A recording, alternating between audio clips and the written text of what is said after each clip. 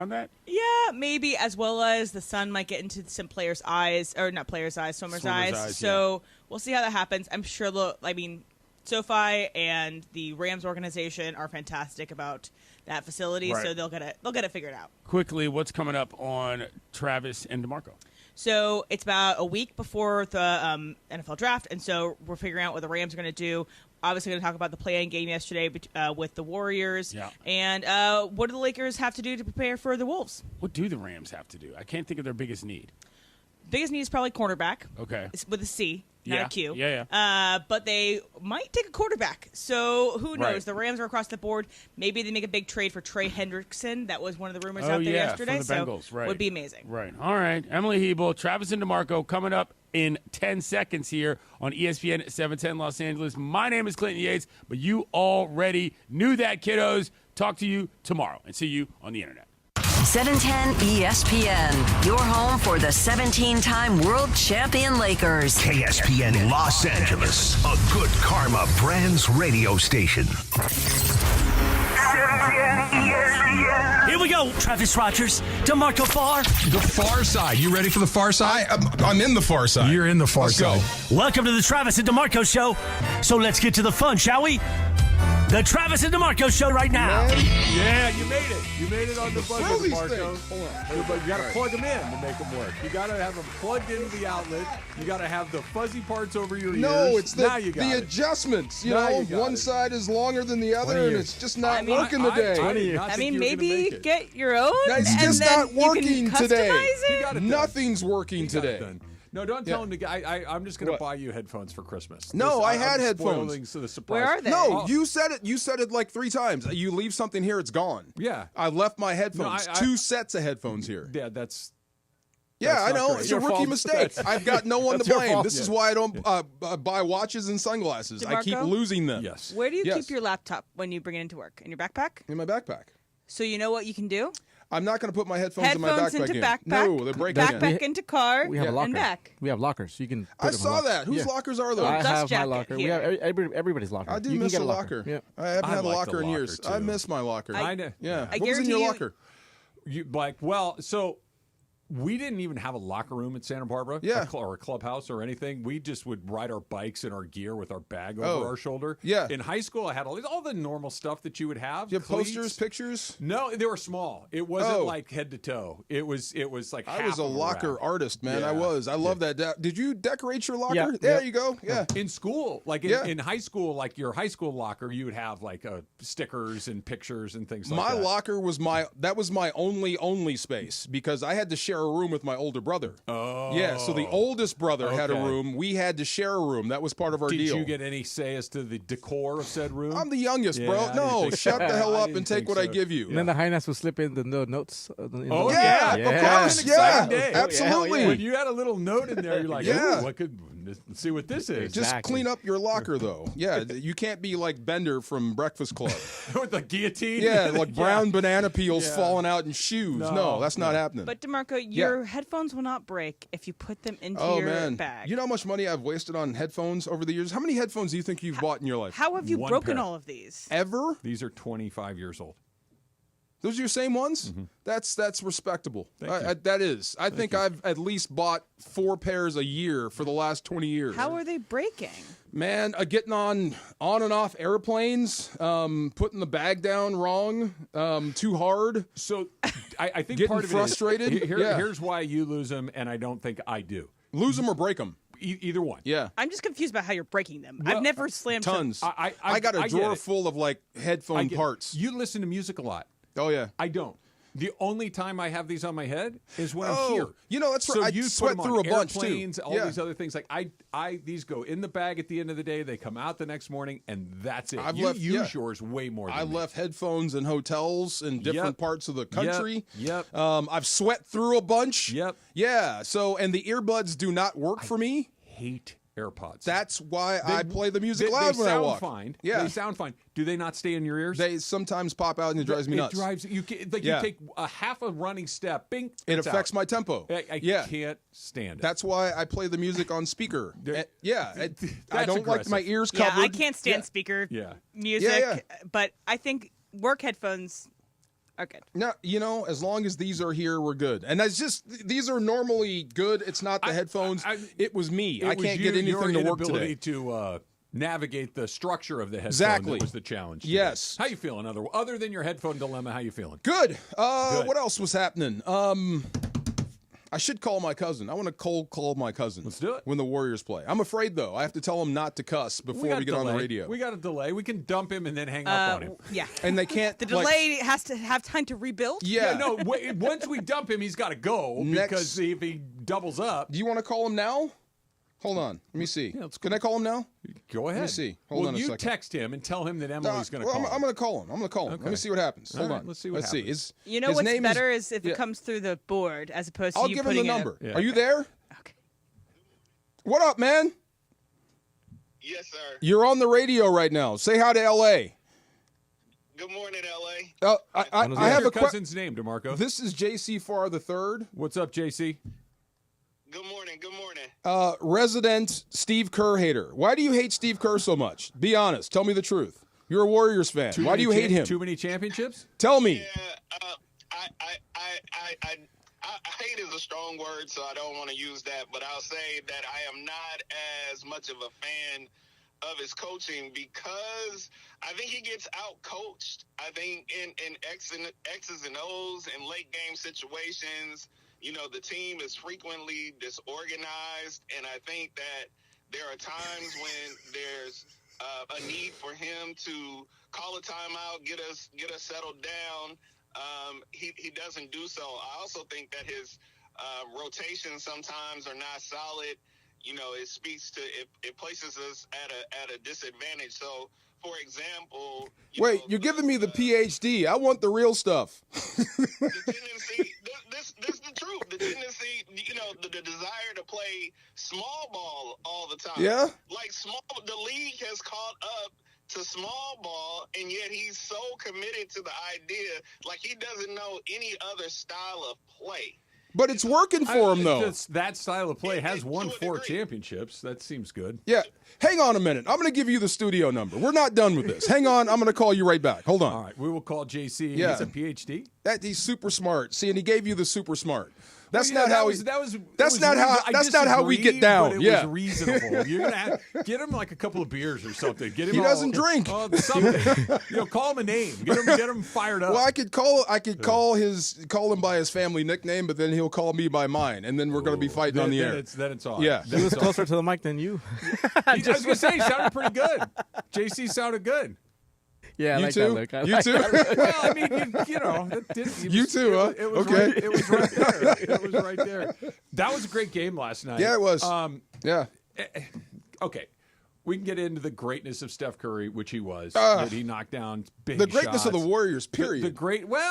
Curry mostly last night. Jimmy Butler was great until the end, and then not so great at the end, surprisingly But they enough. won again. They did. They're not ready to die. That's what I'm saying. The greatness of the Warriors. Those teams with guys like Steph Curry and Jimmy Butler and Draymond, and they're very, very hard to kill.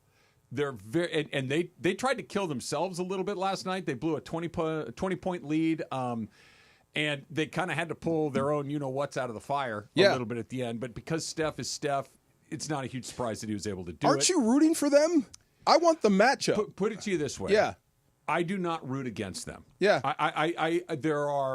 There's one team in the NBA that I root for, the Lakers. There's a lot of teams that I don't give a damn about. There's a handful that I root against.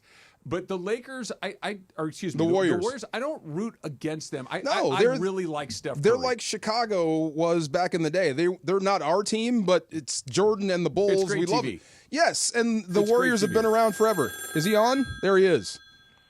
All right, I'm here. What up? Okay, so you were saying about small ball, and you were a PhD in it. I want the real stuff. Keep going. Go ahead. That is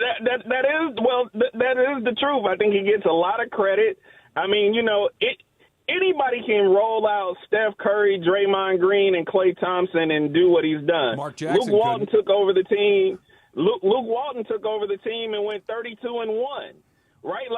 So I think that's a testament to those guys who are just generational talent. They have incredible chemistry, a lot of unselfishness, and really I think they deserve more of the credit for the wins and the championships than Steve Kerr. If he did not have Steph Curry, I think he would be a below 500 coach, and his record kind of demonstrates. All you got to do is look at his record when Steph Curry is not in the lineup, and it is well below 500. Just go look at the stats. JC, you and I don't know each other. Nice to meet you. I'm Travis. I'm DeMarco's co-host. I have a question for you. I'm going to need the list of guys that won a bunch of championships with bad players. No, sure. Okay, great. But I understand that. It takes talent to win. But I actually think that we've underachieved. I think we could have won 6 or 7. I go back to that Game 7 against LeBron. We never should have lost that series. That's because Draymond kicked LeBron in the junk and got kicked out of Game 6. Ty Lue owns Steve Kerr. Ty Lue owns Steve Kerr. Owns him. Game 7, you go back and look at that fourth quarter. I watch it all the time as a Warrior fan, and he did not make the adjustments. He did not put us in a position to succeed. So you guys in the media, I just got you guys. I like that. I'm your cousin now. You all in the media, you want to give him credit. Oh, he's a 4-time champion. Yes. This and that, and all his accolades as a player. But I don't see it like that. And I watch about 95% of all Golden State Warriors games, and he gets out-coached. Every game. Okay, I have a question. And all that, it's hard to disagree with a lot of that, right? He makes some good points. I disagree with all of it. Frankly. All of it? But yes. He makes some good points. But who do you want outside of Steve Kerr to coach your basketball team? That's what I want to know. If not him, then who? Hey, I think we could have been successful if Mark Jackson would have continued. I think we were on the trajectory. I really do. I mean, the only thing that you can say, you can point to any young squad, and they had stumbling blocks in the playoffs. Even Michael Jordan lost a few times before he was able to get over the hump. This is now, true. People want to credit Phil Jackson, but what about the maturation process? Are we going to discredit that? Are we going to say that players don't get better over time and don't achieve more as they get older and learn how to win in the playoffs? I mean, I think that takes away the credit to the players who grow and get better. You got to learn how to lose to win. So to give Steve Kerr all the credit that he does, I just don't agree with it. And again, I go back to Game 7. We had a 3-1 lead. To me, that was coaching. I go back and I put that loss on his shoulder. I really do. Draymond gets no responsibility for not being able to chill out. Sure. I mean, okay, yes, Draymond is Draymond is Draymond. Yes. He's that cousin that you know has issues. He's got to be invited to the party anyway. That's right. Let me ask you this. That's Casey. right. Was DeMarco the cousin with the issues? No, I was not the cousin with the issues. I know who he's talking about. Stop though. Look, here's where the thing breaks down for me. Yeah. It's the coach's fault when they lose and the players' credit when they win, but when the team loses, it's the coach's fault and the players don't have any responsibility. I've been saying this for years. I'm going to need it to be either all the players' fault or all the coach's fault, not based on the result of the afternoon. Us in the media. No, it's more of a balance than that. I won't say it's the polar, like bipolar, like you're trying to say it is. It's either all or none. Right. It's somewhere in the middle. And when we start dividing up the blame pie, everyone gets a share, right? Like, so I'm not saying that we're going to give the players more share or Steve Kerr more, but I do think that he contributes to the problem. Right? Like, I don't know. Fair. I don't think he's as great as everyone. That's a Warriors fan. Spoelstra is better as a tactician. I keep coming back to this. Hold on, we're not done. We're just going to put a pause. We're going to push pause for a second. What are you doing right now? What are you doing right now? I got a meeting. I got a meeting to go to, so I can't hang on. What kind of meeting you got to go to? We can call him back tomorrow. We can call him back before Game 1 against the Rockets. Yeah, you can call me. Sure. sure. Oh, we're going to beat the Rockets. Oh, yes. Even with Steve Kerr We'll dragging be calling down? you. Keep your phone on. We're not done. See, JC, thank you. Nice to meet you. Thanks Love for you, bro. coming on. That's my man. Yes, sir. He goes, well, part of the what's the problem exactly? I think he likes Mark Jackson. Okay. And I think he thinks Mark Jackson could have done what Steve Kerr. Can I ask a question? Go ahead. Why has Mark Jackson not gotten hired in the last 15 years? Maybe he likes TV? He's not even on TV Maybe anymore. he liked TV? I don't know. But this is what I mean. This is what I mean about like my family and Warriors fans. They love the team but hate the coach. The problem being that he won 4 titles. That's what I keep saying. If your biggest complaint is we should have had 6 instead of 4, I think you're doing okay. But they're passionate. This is why I hope the Lakers and the Warriors link up in the playoffs. It would be great. It would be cinema. I want to talk about that game last night and what we can do to try to find a little more of that more often. That's coming up next. It's Travis DeMarco and JC on 710 ESPN. For ESPN LA contest rules, go to ESPNLA.com and click the contest button. Pizza City Fest returns to Los Angeles at LA Live on Saturday, April 26th and Sunday, April 27th. The festival offers a stellar lineup of Southern California's best pizza makers in one location, giving fans the unique opportunity to taste, see live demos, and attend panel discussions with culinary experts over 2 days at LA Live. Get more info and buy tickets now at LALive.com/Pizza City Fest LA. Once again, that's LALive.com/Pizza City Fest LA. Ready for a delicious escape? The New Islands Restaurant's $10 protein bowls are your ticket. Packed with over 40 grams of protein and stacked with fresh ingredients. They're only here for a limited time, so enjoy one today. Visit islandsrestaurants.com. It's tax season, and at LifeLock, we know you're tired of numbers. But this one you need to hear. $16.5 billion. That's how much money in refunds the IRS flagged for possible identity fraud last year. Now, here's a good number. 100 million. That's how many data points LifeLock monitors every second. If your identity is stolen, we'll fix it guaranteed. Oh, one last number. Save up to 40% your first year with promo code NEWS. Visit LifeLock.com for the threats you can't control. Terms apply. Why'd I go to the doctor? One day at the firehouse, I was so lightheaded I could barely stand. Even my crew noticed. Getting checked out was the right call. Turns out I have atrial fibrillation, which increases the risk of stroke about 5 times. Symptoms like irregular heartbeat, heart racing, chest pain, shortness of breath, fatigue, or lightheadedness can come and go. But if it's AFib, the risk of stroke remains. If you have symptoms, contact a doctor. I'm so glad I did. Visit NoTimeToWait.com. Sponsored by Bristol-Myers Squibb and Pfizer. Accident or injury, call Jacob and Ronnie. Call Jacob. Winning matters, especially after an accident. At calljacob.com, we're here for you when you need a big win. After an accident, go to calljacob.com or call 844-24-JACOB. That's 844-24-JACOB. Quiet down, here she comes. Surprise! Your accountant just emailed to say your quarterly taxes are way higher than you were expecting. At Progressive, we know small business owners don't usually like surprises because they cost you money. But a good surprise that could save you money? Getting discounts with a commercial auto quote from Progressive. Also, your favorite employee is leaving. They're going to pursue their dream of being a veterinarian. Surprise yourself. See if you can save in as little as 7 minutes at ProgressiveCommercial.com. Progressive Casualty Insurance Company and Affiliates. Discounts not available in all states or situations. Thanks for calling Discover. This is Nia. Hi, Nia. It's Jennifer. Did you know that Discover automatically doubles all the cash back you've earned at the end of your first year? Yeah, I work here. Okay. I was just double checking. Get it? Because Discover automatically doubles all the cash back you've earned at the end of your first year? Oh, you get me, Nia. You could say that I double get you. I guess we've taken it too far. You earn, we match. Discover Cashback Match. See terms at discover.com/creditcard. And yes, welcome to the Travis and DeMarco Show. Now mornings, 9 a.m. to noon on 710 ESPN. Your destination for LA sports. Let's get back to the fellas. The Travis and DeMarco Show continues right now. Hey, what's his name? Randy Travis. Randy Travis. That's not the one who married Julia Roberts, right?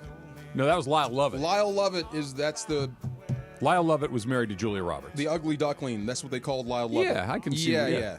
Okay, Randy Travis was another dude. Yes. Right? That was before Garth Brooks. I don't know. You don't know? Okay, I think he was before Garth Brooks.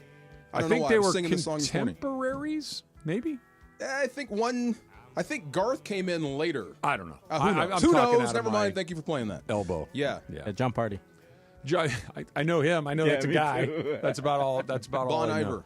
Bon Iver. Yeah, Bonnie Bear. Yeah. Bon Iver. By the way, Lindsay, producer Lindsay, she texted me yesterday. She's like, I thought it was Bon Iver too. So I was. At least there's one other person. No, plenty of people think that, but they just don't listen to Bon Iver.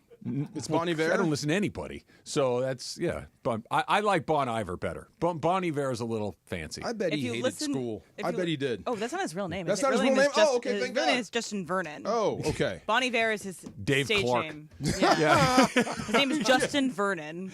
Oh. Yeah. Bon Iver. Bon Iver. Bon Iver. It's not the name that you say, Bon Iver. I'm going to steal Emily's line. Go ahead. Who cares? Who cares? I care. I want to Let's try a quick phone call. Let's go to Long Beach and EJ. EJ, you're on with Travis DeMarco. What's up, Bon Iver in Long Beach? Hey guys, this is DJ. How you doing? Good. Hey, I just want to say there's a lot of fake Warrior fans here in LA. The reality is I think a lot of Warriors fans have a short memory about what it used to be like in the early 90s and early 2000s before ownership changed. And the reality is Steph changed that, but it was also Kerr. Talk about the centers we've had in the past, Zaza Pachulia, JaVale McGee. The best center we had in all this run was Boogie. And that last caller talked about how, we were up 3-1 and lost that series. But Boogie got hurt. That's true. So did Durant. And so, maybe if you don't like Kerr's X and O's, that's fine. But you can't say he hasn't been a culture creator for the Warriors. DJ, the heck with thank that you for the last call. caller. Yeah, that caller. Whoever that guy was. That guy was a knucklehead, right?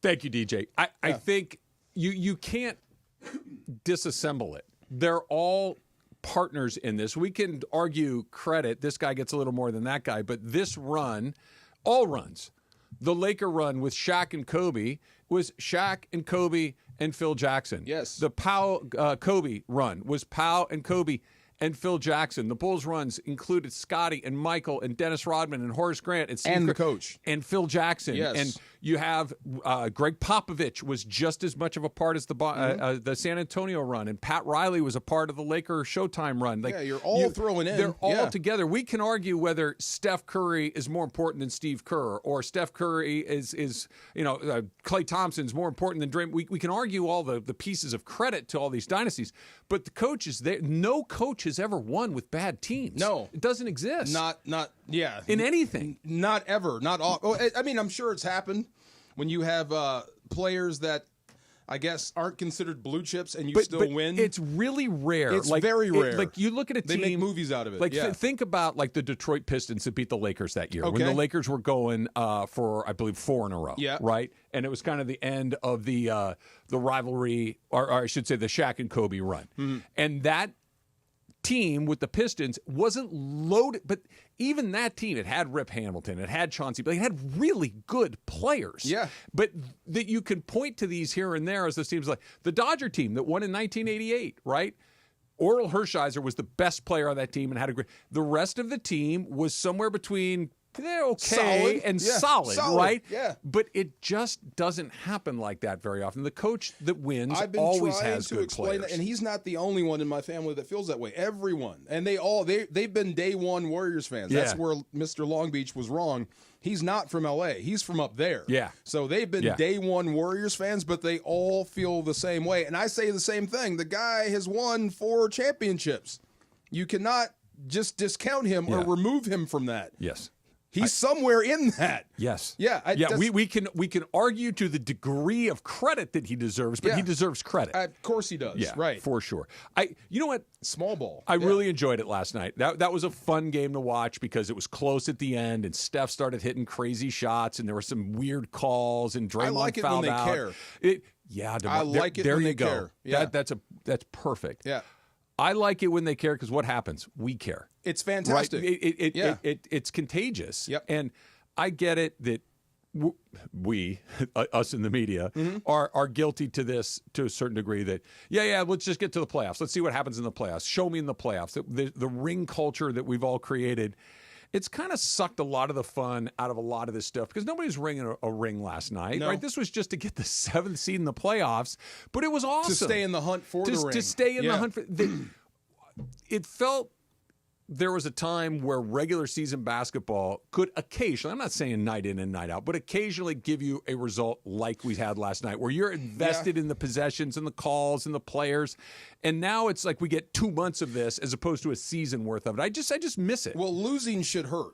And that's what you saw. I mean, both teams wanted to win that game badly. But it's kind of hard when you go back and thinking about NBA scheduling. I know. To where it's just like, I'm just trying to get through this game. If we win, great. If we lose, great. We got to play tomorrow. And then get on a plane again. I understand why it is the way that it is. And I'm not saying that you're going to have 82 games like that. I understand that's a completely unrealistic scenario.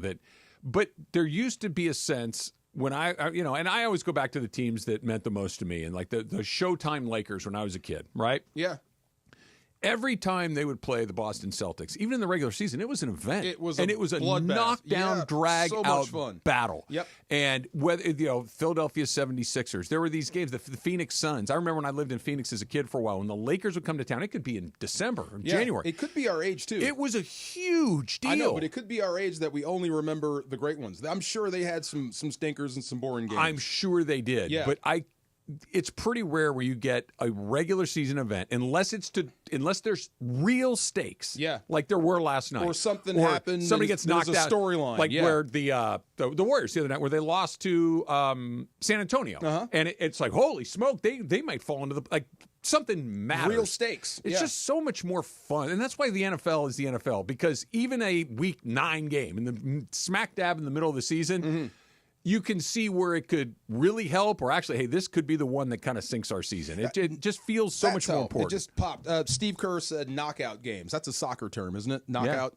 Yeah. He said the Warriors. Well, not usually, because it's on aggregate. Stop it. He said the Warriors have been playing knockout games for like the past month. Yeah. And that's what makes it fun. There's real stakes involved. I don't know if you can recreate that for 82 games. I don't think it's physically possible. Can we get it for 20 games? You know what? I would go through absolute crap of an NBA season if you promise to give me this for the playoffs. It's like a professional tournament, like the NCAA. I can ignore this when the tournament happens, and it's like that. I guess. I'm interested. I look, I'm interested. Yeah. My complaint is not that I'm not interested. My frustration is why don't we get more things that feel super important more often, right? Just that last night felt fun, super important, and it was. Yeah. And maybe that's what they're trying to do with the IST and all that other stuff, but it's just so you know hard what drove to me recreate. nuts? The first thing that people said was the fix was in last night. The fix was in, and those calls at the end were absolutely bad and egregious. I sent a text to my buddy G Fish last night that literally said, "I think this thing is rigged." Rigged. And I'm kidding. But I'm also not kidding. I mean, you know what I mean? If you watch the game, you would think it was. But why would you rig the game to keep the Warriors out? That makes no sense. You wouldn't. The calls will be going the other way. Why was it rigged? What calls are you talking about? The 2 calls that were really like, what the hell? Well, there were 3, actually. The call on Edey, where they assessed him a foul, was not. Yeah.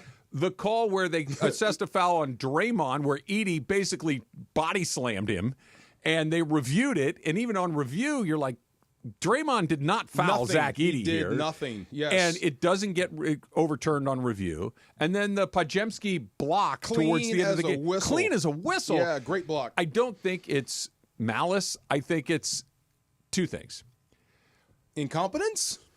That's the second of the 2 things. The first thing is, they're so big, it's happening so fast that you're anticipating what's probably the most likely thing to happen. That if I got 2 guys that are 6'8" running at full speed, jumping up over my head, and there's some sort of contact, I'm going to assume there's a foul.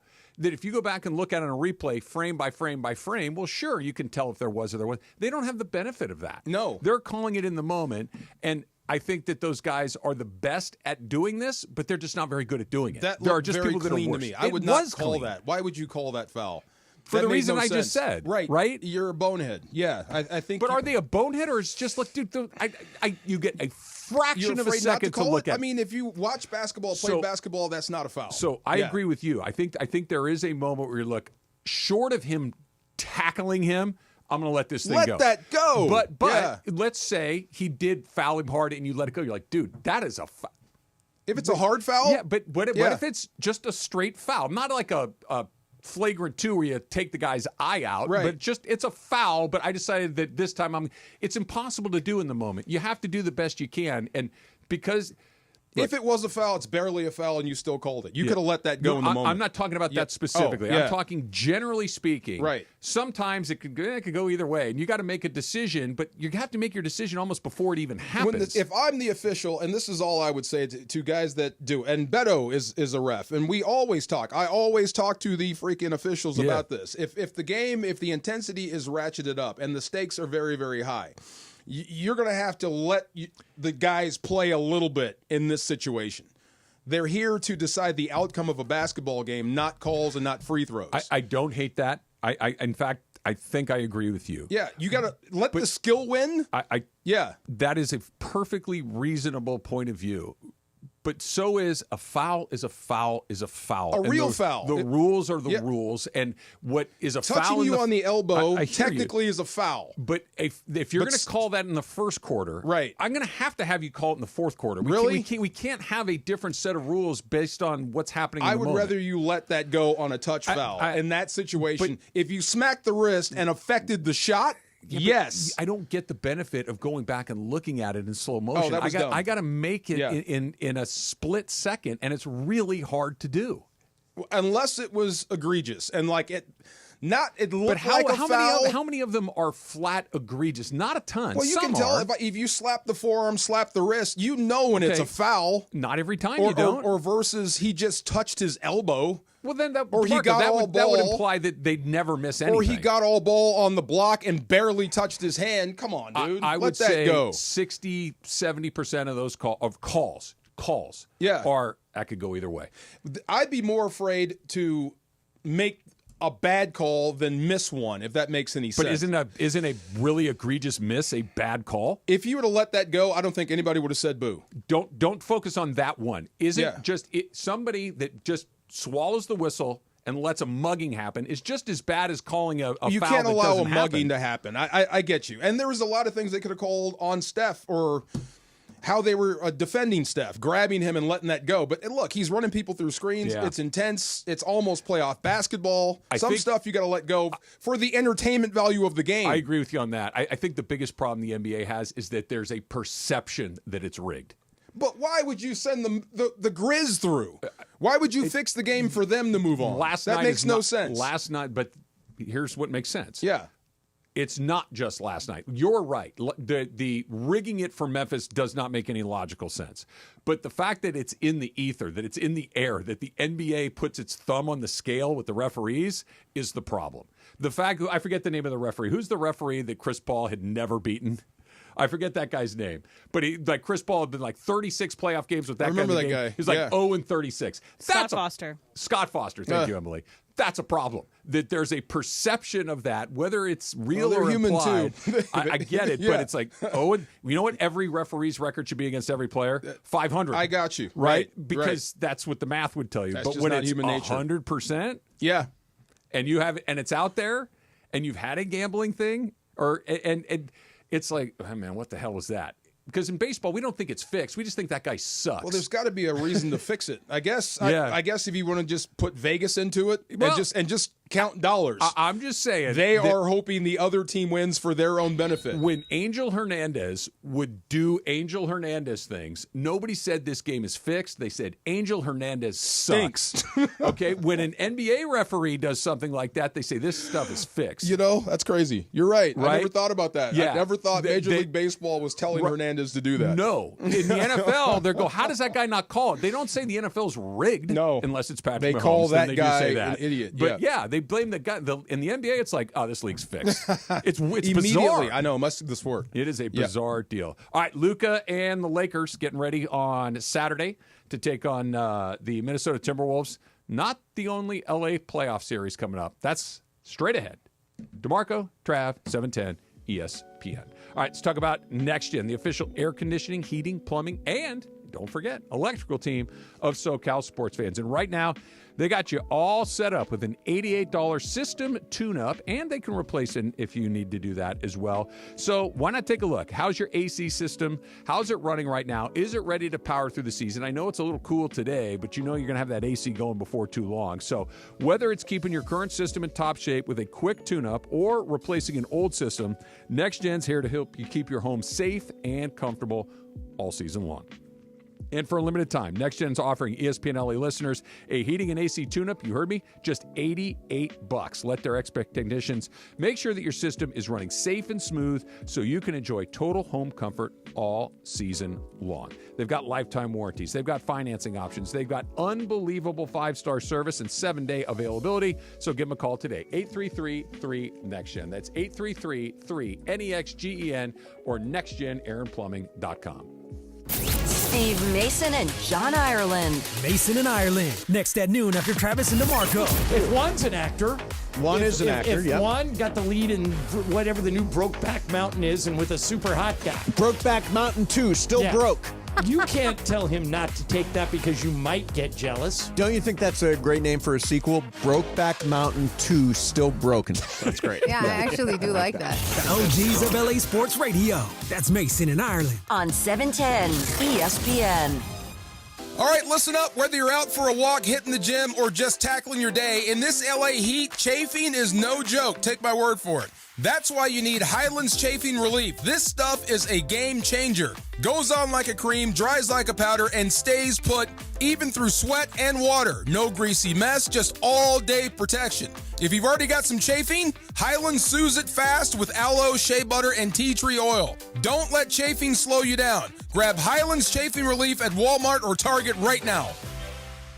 Don't navigate the legal system alone. Hey, it's Travis. At the personal injury law offices of Joseph S. Normand, they will fight tirelessly to get you the max compensation you deserve. Joe and his team understand the emotional and financial toll that an injury can take on you and your life. Call 213-747-2000 or visit normandlegal.com. The law offices of Joseph S. Normand have helped thousands of people like you recover millions of dollars in settlements and verdicts. Visit normandlegal.com or call 213-747-2000. Your recovery is their priority. Get in the zone, AutoZone. Annie's first oil change wasn't as hard as she thought because she went to AutoZone, where a friendly AutoZoner helped her find the right oil and save on an oil filter.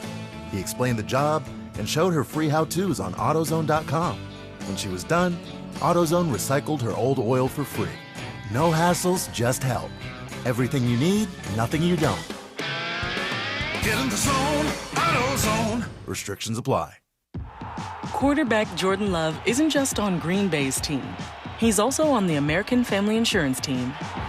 Because like us, he believes in dreaming fearlessly. Just chase your dreams and don't let nobody hold you back. And we help protect those dreams with the right coverage so you can dream fearlessly. American Family Insurance. Get a quote and find an agent at amfam.com. Products not available in every state. American Family Mutual Insurance Company, SI, and its operating company, 6000 American Parkway, Madison, Wisconsin. It's the Travis and DeMarco Show. Travis Rogers and DeMarco Farr. You want to make friends? You buy around for the bar. Yeah. Luka did that with parking. I thought that was fantastic. Terrific. Yes. The Travis and DeMarco Show rolls on. On LA's mega sports station, 710 ESPN. Why did the mushroom go to the party? Because he's a fun guy. Is that Kawhi? That is Kawhi. Yeah. What did he say? Why did the mushroom go to the party? Why did the mushroom go to the party? Why Kawhi? Because he's a fun guy. Fun guy. That's a Jorge joke, which is also not funny. Oh, my God. Wow. Kawhi's delivery is interesting. Yeah. It's very Jorge-esque. It's interesting. It's an interesting delivery. Oh, my God. Yeah. Gracias. Reluctant superstar. I love it. Yeah. Reluctant superstar. He may do it again, by the way. He might. They're dangerous. They're a dangerous out for anyone. So here's the thing. If they're out, everyone's going to go, it's Clippers.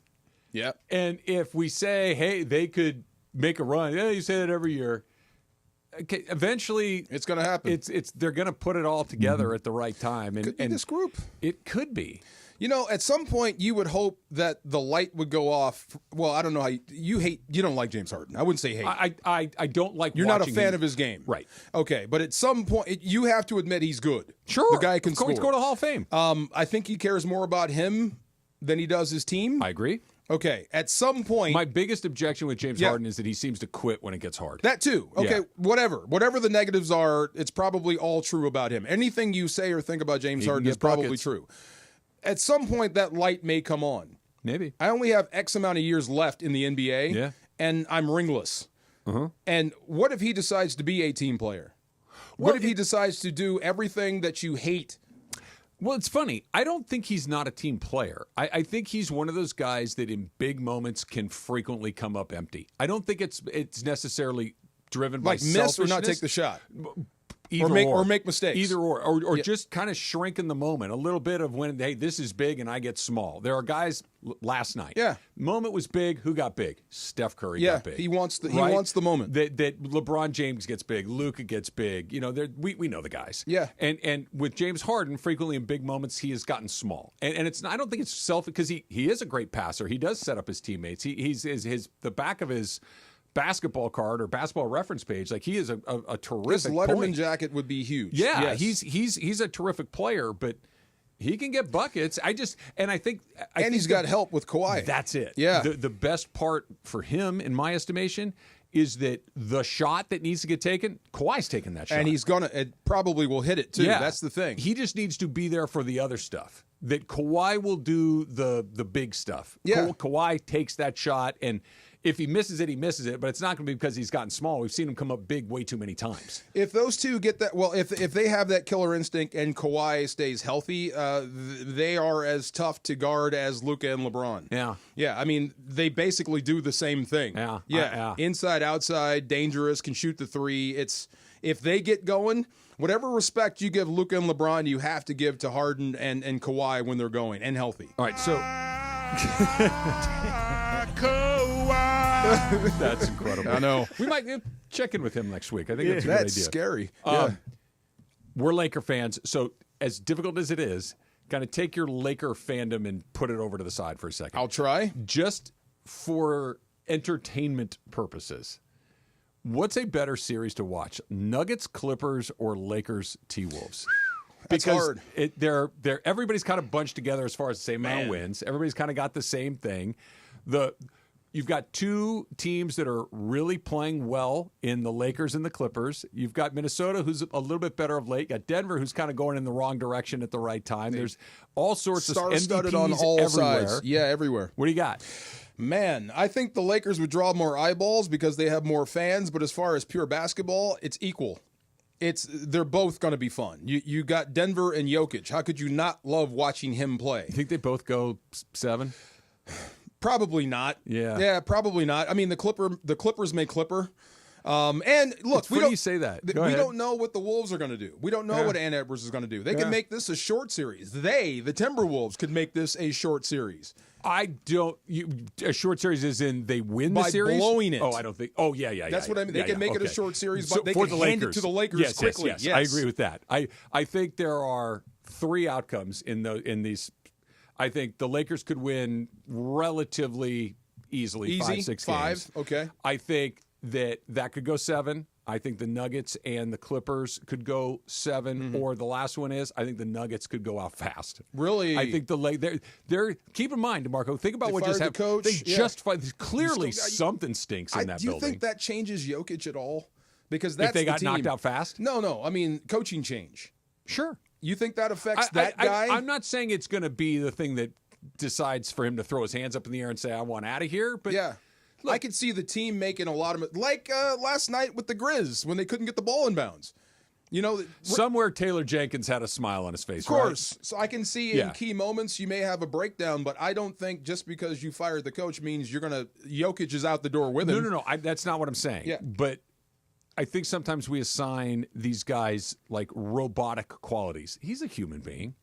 Right, yeah. He's a person. He has feelings. He has emotions, and different though. They are different, but they're not he's not a robot. So if he liked Michael Malone, if he got along with Michael Malone, if he was not the reason that Michael Malone is gone, I'm not saying that at this point he's like, okay, I'm out of here too, but it could be like, what are you guys doing around here? Why did you do this? This was not the thing that needed to be fixed. I remember when Kobe pouted one year in Phoenix, refused to shoot the ball to prove a point. I mean, if Jokic starts passing the ball out and stops shooting, okay. I don't think he'll do that because I don't think he's as emotional as... Like, I just want this to be over? Just when he goes back and he's riding his horses and he's hanging with his brothers in Serbia and he's just kind of chilling out over the summer...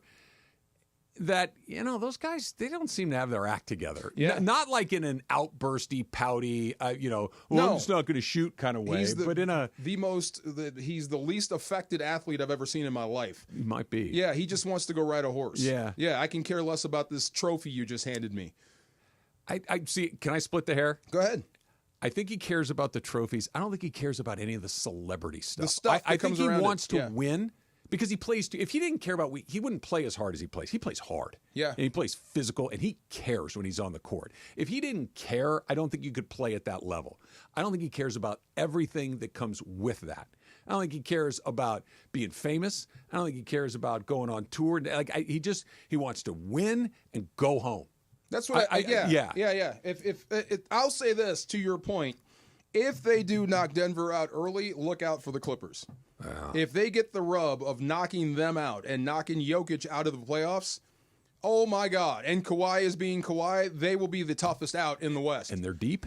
Yes. And they're big with Zubats. I mean, the Lakers don't and know nobody saw it coming. Right. Yeah, I mean, they're good. Don't have half the pressure the Lakers have. You Laker fans, and I count myself among you, just hope that they clipper. That's not a good thing to hang your hat on because that's not logical. That's just hoping that the universe takes care of it for you. Because if they play and play well, good for them. Buckle up. And same thing about the Lakers, too.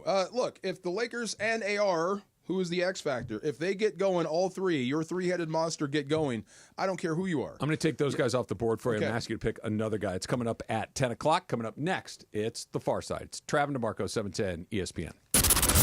The most followed sports radio station in the world. In the world. That's right. In the world. 710 ESPN. You know it. Yeah. Tell your friends. At ESPN Los Angeles on Instagram, Facebook, X, YouTube, TikTok, and Twitch. We're naturally entertaining. Yes. LA's mega sports station. 710 ESPN. Hey, it's Cap. Inheriting a home can be overwhelming, but Seller's Advantage makes it easy. One customer shared, quote, inheriting a home felt like too much work. Seller's Advantage gave us a reasonable offer, handled everything, and closed in 3 weeks. I highly recommend them. Skip repairs and headaches. Call Seller's Advantage today at 888-390-AS-IS or visit sellersadvantage.com for your free cash offer. DRE number 01961658. Don't worry, sell happy with Seller's Advantage. When pain keeps you from doing what you love, Hoag Orthopedic Institute gets you back to you. We are ranked number 18 in the nation and number 1 in Orange County for orthopedic and spine care by U.S. News and World Report. From the surf to the green, our world-class doctors are there, which is why more Californians choose Hoag Orthopedic Institute for orthopedic and spine care more than any other hospital. At Hoag Orthopedic Institute, there is no one better at getting you back to you. Proudly founded by premier physicians in partnership with Hoag. Learn more at HoagOrthopedicInstitute.com. Prescriptions require an online consultation with a healthcare provider who will determine if appropriate. Restrictions apply. See website for details and important safety information. Subscription required. Price varies based on product and subscription plan. Hey guys, millions of men experience ED, but not everyone can access or afford treatments like Viagra. At HIMSS, our own board-certified urologist, Dr. Peter Stahl, knows this better than anyone, and he knows that HIMSS can help. Hi, I'm Dr. Peter Stahl, Senior Vice President of Men's Sexual Health at HIMSS. I've helped many guys with ED, and it has never been more convenient to treat than it is right now, thanks to HIMSS. Through HIMSS.com, you can access a full range of treatment options for ED, including daily or as-needed meds through a 100% online process. If prescribed, your medication is shipped to you for free. Find the ED treatment that fits your needs. Options at up to 95% less than the brand names when you get started at hims.com/joy. To start your free online visit and find ED treatment at up to 95% less than brand name prices, go to hims.com/joy. That's hims.com/joy for your free online visit. And yes, welcome to the Travis and DeMarco Show. Now mornings, 9 a.m. to noon on 710 ESPN. Your destination for LA sports. Let's get back to the fellas. The Travis and DeMarco Show continues right now. You unlock this door with a key of imagination. Beyond it is another dimension. A dimension of sound, a dimension of sight, a dimension of mind. You're moving into the land of shadow and substance, of things and ideas. You've crossed over into the far side. I'm in the far side. You're in the far side. It is the middle ground between light and shadow. Do you know what helped? 4 or 5 hour ride. I jumped in the ocean. It helped. Between science and superstition. I gotta feel quick. I gotta feel quick. I gotta feel fast. I want to feel naked out there. And it lies between the pit of man's fears and the summit of his knowledge. The far side. This whole Milroe thing is starting to grow on me. I got to tell you that Jalen Milroe pick to the Rams. Bama QB. Bama QB. It's starting to grow on me a little bit, and I'm looking more at his numbers. Let's see, 2023, 23-6, 23 touchdowns, 23 touchdown passes, 6 picks. Like that. 2024, he was 16-11. So he had more pass attempts and more picks. That worries me some. The more I put on his plate, the more bad seems to happen. Usually, if you think about drafting quarterbacks, you'd like to see those numbers switched a little bit. Now, you have to factor in what's going on, how good the team is, all that sort of stuff. But I would like to see those numbers. Different coach, too. Different coach, different everything. There's a lot of change going on, but this is the NFL. Coaches get fired all the time. Yep. So you have to consider that if you are a GM. No, not every GM is tied to their head coach. Mm-hmm. They're going to be tied to that quarterback they're drafting. Go ask the Bears. Absolutely. Yeah. I may fire this guy to get another guy to get more out of you. So I like those numbers. 45-20 for a career at Alabama. That's fantastic. I just wish those last 2 years were flipped, but there's a lot of things there. And I would say this, man, if I were Jalen Milroe's dad, I would almost demand that he would be drafted to a team like the Rams to work with a Sean McVay. If you want the best for your kid and you want him to develop into the best athlete, the best quarterback he can be, why not go seek out the best?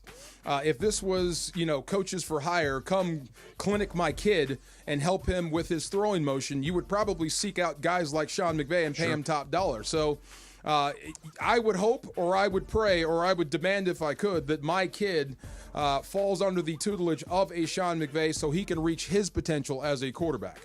So it's starting to grow on me some, and I think you may be able to get him in the later rounds, mid-second. You may have to dance around if you're Les Snead a little bit, move around a little bit. But that's not so later rounds. That's not. Yeah. I mean, you might have to move around and do something, but if you wanted to grab a quarterback of the future to back up Matthew Stafford and to be the guy when he steps down, this might be a guy you want to spend the pick on. And then you can use that 26 pick or that first-round pick on whatever ails the football team. Yeah, address your issue. Whatever the best player available. Yeah, find the best guy and take him. Outside of running back? What do you mean? Outside of running back, just think of draft. If you had best player available, let's say you're watching TV and Mel Kiper says these are the 4 best players. You got a tackle, an inside linebacker, an edge rusher, and this is actually the second-rated running back that dropped to the lower part of the draft. I don't need to take that early. I can wait on that you because probably would. the best version, unless if it's special, if it's a Genty sort of situation, that's a little different. But he's not going to be around at that point. Even with him, it might be a waste of a pick. You're going to have to fight for carries. Yeah. I want to go back to the quarterback thing. The more I watch football, the more I'm convinced that I need my quarterback to be 3 things. And we can argue the percentages of the blame pie sort of situation, or the credit pie, whatever it is. I need him to be smart, tough, and accurate. That's what I need. I think smart needs to be near the top of the list. Maybe that's 50% and then 25 on the others. But tough. And then the last thing, because when you're reading those interception numbers and they went up in that last year, more often than not, that's accuracy issues, right? You're just putting the ball in places it shouldn't be. True. You got to watch the film. But go ahead. I understand what you're saying. I'm sure that the receiver did it wrong. I'm sure there aren't all on him. There's mistakes there. Yeah. Sure there are, but I need that guy to be able to be accurate with the ball. Okay, those guys more? Almost always thrive. Give me your 3 again because I liked it. Toughness, smart, accurate. I would throw in a leader because I've met some quarterbacks most recently, and I don't want to out the guy because I like him, but Some quarterbacks are neurotic. Okay. They can't lead. They are true computers. Whatever you input is what's going to come out. They don't play the game very well. They run plays. They can retain a lot. So that's what makes them good. Makes them professional-grade quarterbacks is they can retain a lot. But they don't know how to improvise. They don't know how to play the game. Josh Allen plays the game very well, plus he has everything. So I would add a leader. He's good in the locker room. And I'd throw in fast. You got to be mobile.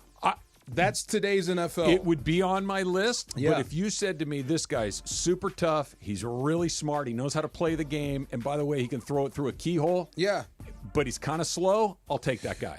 I would too. I'll take that guy. And my brain works the same way, Yeah. but I would say that guy's going to get hit a lot, and that guy's going to be tough to build around. You need a left tackle, you need receivers, you got to have a strong running game, and you got to have a great defense. Let me throw this one at you. Really fast, great athlete, pretty tough, but you know what? The guy just doesn't get it. No, I don't want Justin Fields. Yeah, we've been over this. I don't want Trevor times. Lawrence. He keeps doing the same thing. Yeah, dude, we've been over this. Don't do XYZ. See, with and him, then they do XYZ. With him, and this is a failing of the NFL, especially with some of these coaches. You have a guy like that. Everybody knows he's like that, but you keep trying to make him into something he's not. Pare down the offense. Yeah. Use his athletic ability. Make it a part of your offense. I'm with you, but shoot, that just keeps happening over and over Yeah, again. it is intriguing. Once Yeah. we get him in our building, stop. No, Right. That's not We'll going make to him into happen. something. But it's not a building issue. It's a that guy issue. It He is doesn't an get it. intriguing prospect for me, though, to think about what Sean McVay could do with a quote-unquote running quarterback. Yeah. Yeah, a quarterback where you have to play with all 11 on defense. Yeah. Yeah, that would be fun. That would be fun, and But I if think he's that would be pulling very it exciting. and taking off, and there was a guy wide open because he couldn't get to the second read, I don't need that guy. No. I don't think he'd be out there if that's yeah, still you. I'm just saying that I want him fast if I can add it, but if I got to lose the other things, fast is fourth. I don't think I would want to send him to Sean Payton. No. No, I No. don't think Yeah. that's the right guy. I don't think that would be good. for Yeah. that particular guy. All right, Lakers and the T-Wolves getting ready on Saturday. We know that LeBron's got to step up. We know that Luka's got to step up. We know that AR's got to step up. Who's after that? That's coming up. It's Travis DeMarco, 710 ESPN. LA's mega sports station. 710 ESPN. Cap here. Here's the scenario. Your home is flooded and the damage is severe. Now it feels like your insurance company is turning on you. They won't approve a replacement living arrangement and the adjuster leaves you in the lurch. Take a breath and call Avner Gatt. With years of experience and a passion for helping people, if you've got water damage at home, call Avner Gatt today. 818-917-5256 or avnergatt.com. That's 818-917-5256.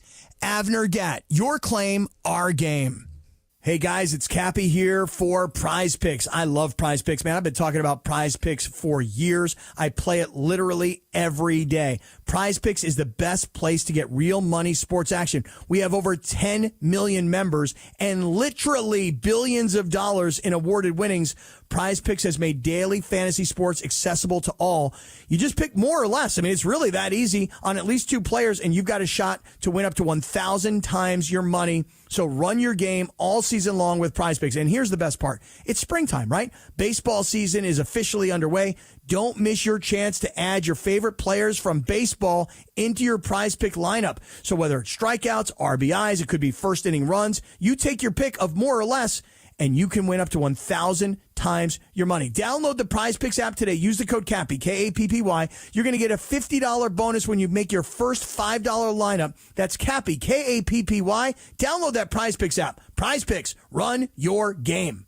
Hi, it's LeBron. The Lakers play here. 710 ESPN. KSPN, Los Angeles. A good karma brands radio station. This is the Travis and DeMarco Show. Now weekdays 9 a.m. to noon on LA's mega sports station. 710 ESPN. Hey, quick little shout out to Manny Mota, who had a stroke, it looks like. He's 87 years old. He's doing better, according to his son, Jose, who I got to know just a little bit when I worked at the Angels. Jose's a really nice guy. And Dodger Manny fans. Mota. Right. Yeah. Manny Mota was a part of the Dodger organization for 56 years. Wow. 56 years. And the day I got to meet Fernando Valenzuela at the Jaime Jarrín fundraising event at Dodger Stadium, Manny Mota was there. And Manny and Fernando were the three people being honored that night. And so we're walking back to our cars at the end of the night.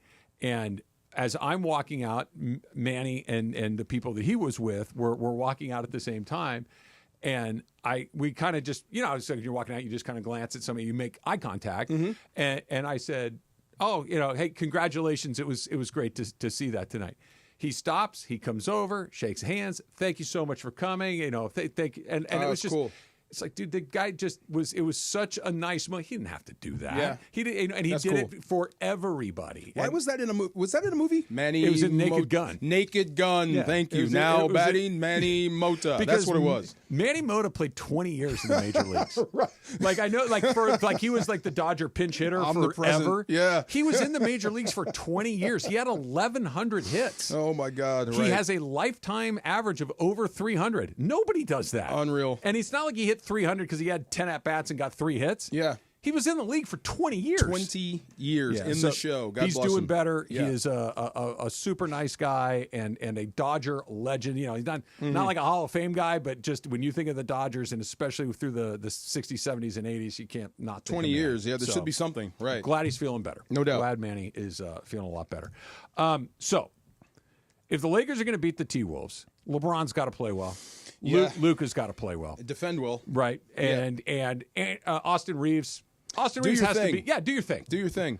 Do your thing. Do your thing. The green light, the gloves are off. You're a made man. Every shot you take is a shot we love. Yeah. Yeah. Yeah. Well said. Yep. Who's next? Like, who's the guy? If you said, I need this guy to be really good in this series if we're going to advance, who's the next guy? Rui, you think? Rui is the guy that I would point to. He's going to be, he's a starter. He's going to be your starting 5. I think that's their lineup of death. Is that he what a they're finisher? Because quite frankly, the starting lineup is less interesting to me than the final 5. Okay, I think wouldn't he be on the floor? It depends on how he's shooting that day. I think so. I think this is where it gets he'll be on right? the floor for the closing minutes, especially if you need a shot.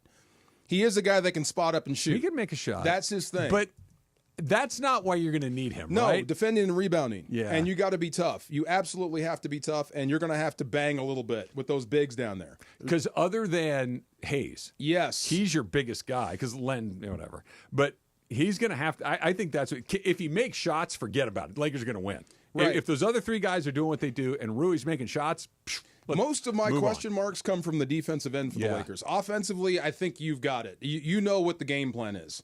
Watch Luka. Make sure you have your hands up. If you catch it, shoot it. If not, get in there and rebound. It's the other end I'm worried about, because they're going to target Luka. They're going to target AR. You're going to have to be tough. But let's not. I know they're going to target LeBron too. Of course they are. Yeah. They're going to try to bang the old guy. This is where it gets complicated, because it's not you can. If you're a good coach, you can hide a guy. Right. We're going to set this up to, you're not a great defender. We got you. We will help you get what you need. Okay. I got 2 guys like that. Okay. Let's figure. I got 3 guys like that. You got problems. That's their soft spot. That's why I picked Rui. Either he's going to start out hot or he's going to have to finish hot. One or the other. Because it's going to be max effort, and you're going to have to give it all on both ends. I think he's my choice too. If I had to pick somebody else, I'm not sure if it's not a guy like Jared Vanderbilt. Jared Vanderbilt's not going to make a bunch of if he does, great. No, just be a pest. Go make life miserable for Anthony Edwards. Go make it so he loses his cool, gets on tilt. Somebody's going to have to be the guy that's all over the court. They're going to have to play great team defense, but somebody's got to do it. Give me your phone. No internet for you. Stay off social media. He's going to put 40 on you, but make him work for it. Yeah. They're going to say he's cooking you. He's not. Yeah. This is the game plan. This is what we're doing. Accept that role. But I'm with you. Vando is going to be big. Finney Smith is going to be big. He's going to have to hit shots. It's funny. Like with him, yeah, I think he has the least amount of variance of the guys we're talking about. He's kind of always pretty good.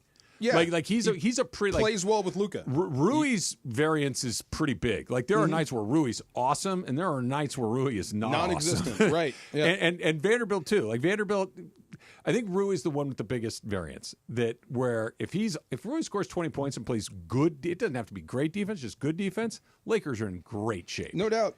Yeah, I said at some point Rui is going to be called on to hit a big shot to save your season, and it's probably coming sooner than later. Probably coming Saturday to save a game. It's going to be on him. And what you do, rebounding, what you do, putting the body on Gobert. That's the issue. Yeah, I hope not. I hope that they don't need him right out of the gate. I hope that Luka and LeBron hit the ground, and Reeves too. I need to make a habit of putting him in there from the jump, but that those guys just come out and they look razor sharp and crisp and fast. Right? They're going to have some time off. Why they're wouldn't rested, they? Yeah, they're healthy, and the they're playoffs are built so that you can have rest, and it's going to be beneficial for them for that as well. Well, you made it through that meat grinder. You did. Now you get a chance to play rested and happy, especially in the first round. Yes. Once you get beyond the first round, you're basically on the every other day schedule unless you could end your series early, right? You're kind of on off, and that can be a grind, especially when you start throwing in travel and everything else. Yeah. But this early part, this is as crisp and as sharp and as healthy and as fast as I think they're going to look. When the last report was LeBron may have hurt his groin again, I ignored it. I don't want to hear that now. Nope, you're healthy. You're 100%. Everybody's fine. I don't know superheroes. Is Wolverine the one that heals really fast? Yes. Okay, he's that. Regeneration. Yeah, like it's just good. I chew some Advil. Come on. He just. Until I see LeBron like laid up, I'm just going to assume he's going to go. He's going to go. Yeah. And your expectations for Luka is what? Luka for me, keep pace with Ant. I don't even think it's that. Outscore him. I just need him to be Luka, and I need him to be a little salty. Yeah, get into it. I need him to be in his feelings without being into the referees. I need him to be agitated.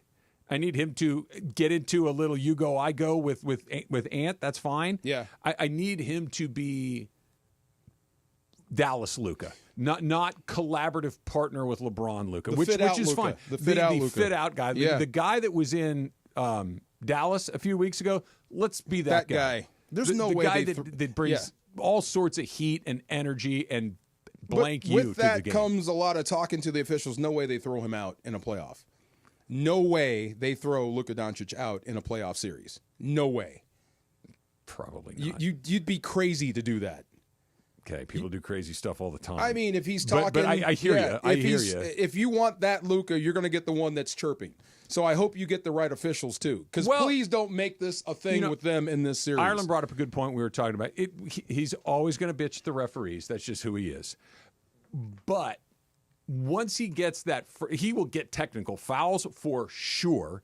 The question is, do you get a second technical foul? I really do think that situation in OKC opened his eyes up a little bit to the idea of, even if I'm not doing what I was accused of doing, which he wasn't, me getting kicked out of a game is a torpedo to the side of our chances. If I get the wrong moron, I can get thrown out. If I get the wrong moron, I can get thrown out. And so and the reason he got thrown out, we talked about it in the moment, was because he was doing it earlier he already had one. Right. That if he just got misinterpreted late in the game and they bang and it's like, whatever, that wasn't me. I was talking to him, not you, but we'll just keep it moving. But he'd already gotten one. Yeah. Because he couldn't stop doing it. You know what drives me nuts about him? Even when he's getting calls, he's still talking. He never stops. You're getting the calls, Luka. He never stops. You scored 35 points and you're still complaining? Come on, man. You got to be a little political about your trash talking. Even Draymond ain't that crazy. Whoa. I mean, when you're getting calls and you're still complaining? It's so funny. So watching it last night when Draymond got fouled out. Oh, yeah. Right? When he does a little spin thing, cracks me up. It's so because Draymond is exactly like Luka in the sense that, like, dude, you don't get to be mad at these guys. Right. They're going to miss him because you're constantly doing the thing that you are being accused of doing. And last night I'm like, Draymond got a raw deal. Benefit of the doubt, my man. He has sacrificed the benefit. So is Luka. Right. That call wasn't for that one. That was for the one I missed down there when you called me a blanker. What you're saying when we had our conversation about officiating earlier was that officials don't get the time to be able to make the call right every single time because it's happening bang, bang, and you have to kind of call it before the play even happens. Yeah. that doesn't benefit guys like Luka and Draymond. But the reason why Luka complains so much is potentially so he gets more calls. Say, hey, I'm going to be on you. That's why LeBron does it. That's why they all do it. Theoretically, at least that's why they all do it, right? That I'm going to be in your ear. So when it comes down to, should I or shouldn't I, I'm going to get the call. It's the same reason where after a game that a team loses, right? How many times have you heard Steve Kerr go into a press conference and complain about having them manhandling Steph? It's all the time. So the next time they play, the referees are looking whether or not Steph's getting knocked around. Same thing with Michael Jordan. Same thing with LeBron James, Kobe Bryant. Shaq was a benefit of all of these things. If you were given, this is when I was a player. This is football. Yeah. If you're giving me the line of scrimmage, you're allowing my helmet to cross the plane of the football. Okay. So technically I'm offsides and you're giving it to me. Yep. Why would I start cussing you out if you missed a hold? That doesn't make sense to me. Yeah, that's dumb. Now you're going to enforce all the rules. That's what I'm saying. You're getting the calls. Zip it. Yeah. Tap your elbow, whatever, and keep it pushing. That is a logical response. I think the complaining sometimes that Luka does is illogical. Yeah. It's just. I've been complaining to referees since I'm 5 years old. I can't stop now. Like, you know what I mean? Like, we all have habits, little ticks that we do them almost subconsciously. Right. It's just that I go to the basket, I shoot the ball, I turn to the referee and hold my hands up. High-fiving on free throws is routine. Right. Yeah, dude, you shot an air ball. Stop high-fiving people. But ball goes up, I high-five. Right. I shoot. I hope I see Luka shopping one day. I'm going to bump into him and see if he complains. There you go. Would. Hey, you missed that. Sure you missed the call. Gosh dang it. Nico Harrison. Or cussing Slovenian. There you go. Nobody knows what you're saying. I think he does. There you go. Yeah. How do you throw a guy out when you don't even know what he said? Yeah. You could have Google Translate on your watch. Right. and it's like, I'm not even going to try to. He called you a moron. Yeah, I think that's Slovenian for pull your head out of your, That'd be great. Wow. Oh, my God. That's funny. That Google Translate works pretty well. Nico Harrison was talking yesterday to the media and saying that he has no regrets. Okay, fine. I can just for the sake of this argument, we can talk about that he should because he should, but for the sake of this argument, let's just say he believes what he's saying. Okay. Yeah. Just for the sake I of believe this. him. Do you? I really do. No. I really do. I believe him because to do what he did, he would have had to have approval from the top. I believe he has approval. So he's got no regrets. You can't fire me. They paid me. No, but that's different than when I'm alone at night and I'm getting ready to go to bed. I'm the guy that has to wear trading Luka Doncic. He's the most hated man in Dallas. It depends on how big my house is and what you gave me to do this. Because I'm not agreeing to this unless, like I'm saying, you can't fire me and you're going to pay me for this, right? I'm getting ready to trade one of the best players this league has ever seen for almost nothing. Yeah. I'm going to wear this for you. There's got to be something you gotta make in it worth my while. Absolutely, yeah. yes. Okay. All right, fair enough.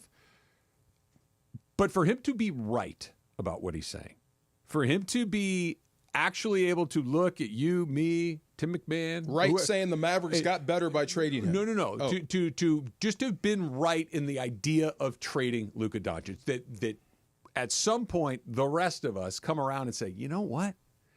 Nico Harrison might have been right. Oh. Nico Harrison might have been ahead of the curve to the degree of that this, and this. I want to come back and I want to do this next because there is a scenario where that exists. It not in the short term, but in a 4 or 5 year window, there's a way that he could be validated. Let's come back. We'll do it next. It's Travis DeMarco, 710 ESPN.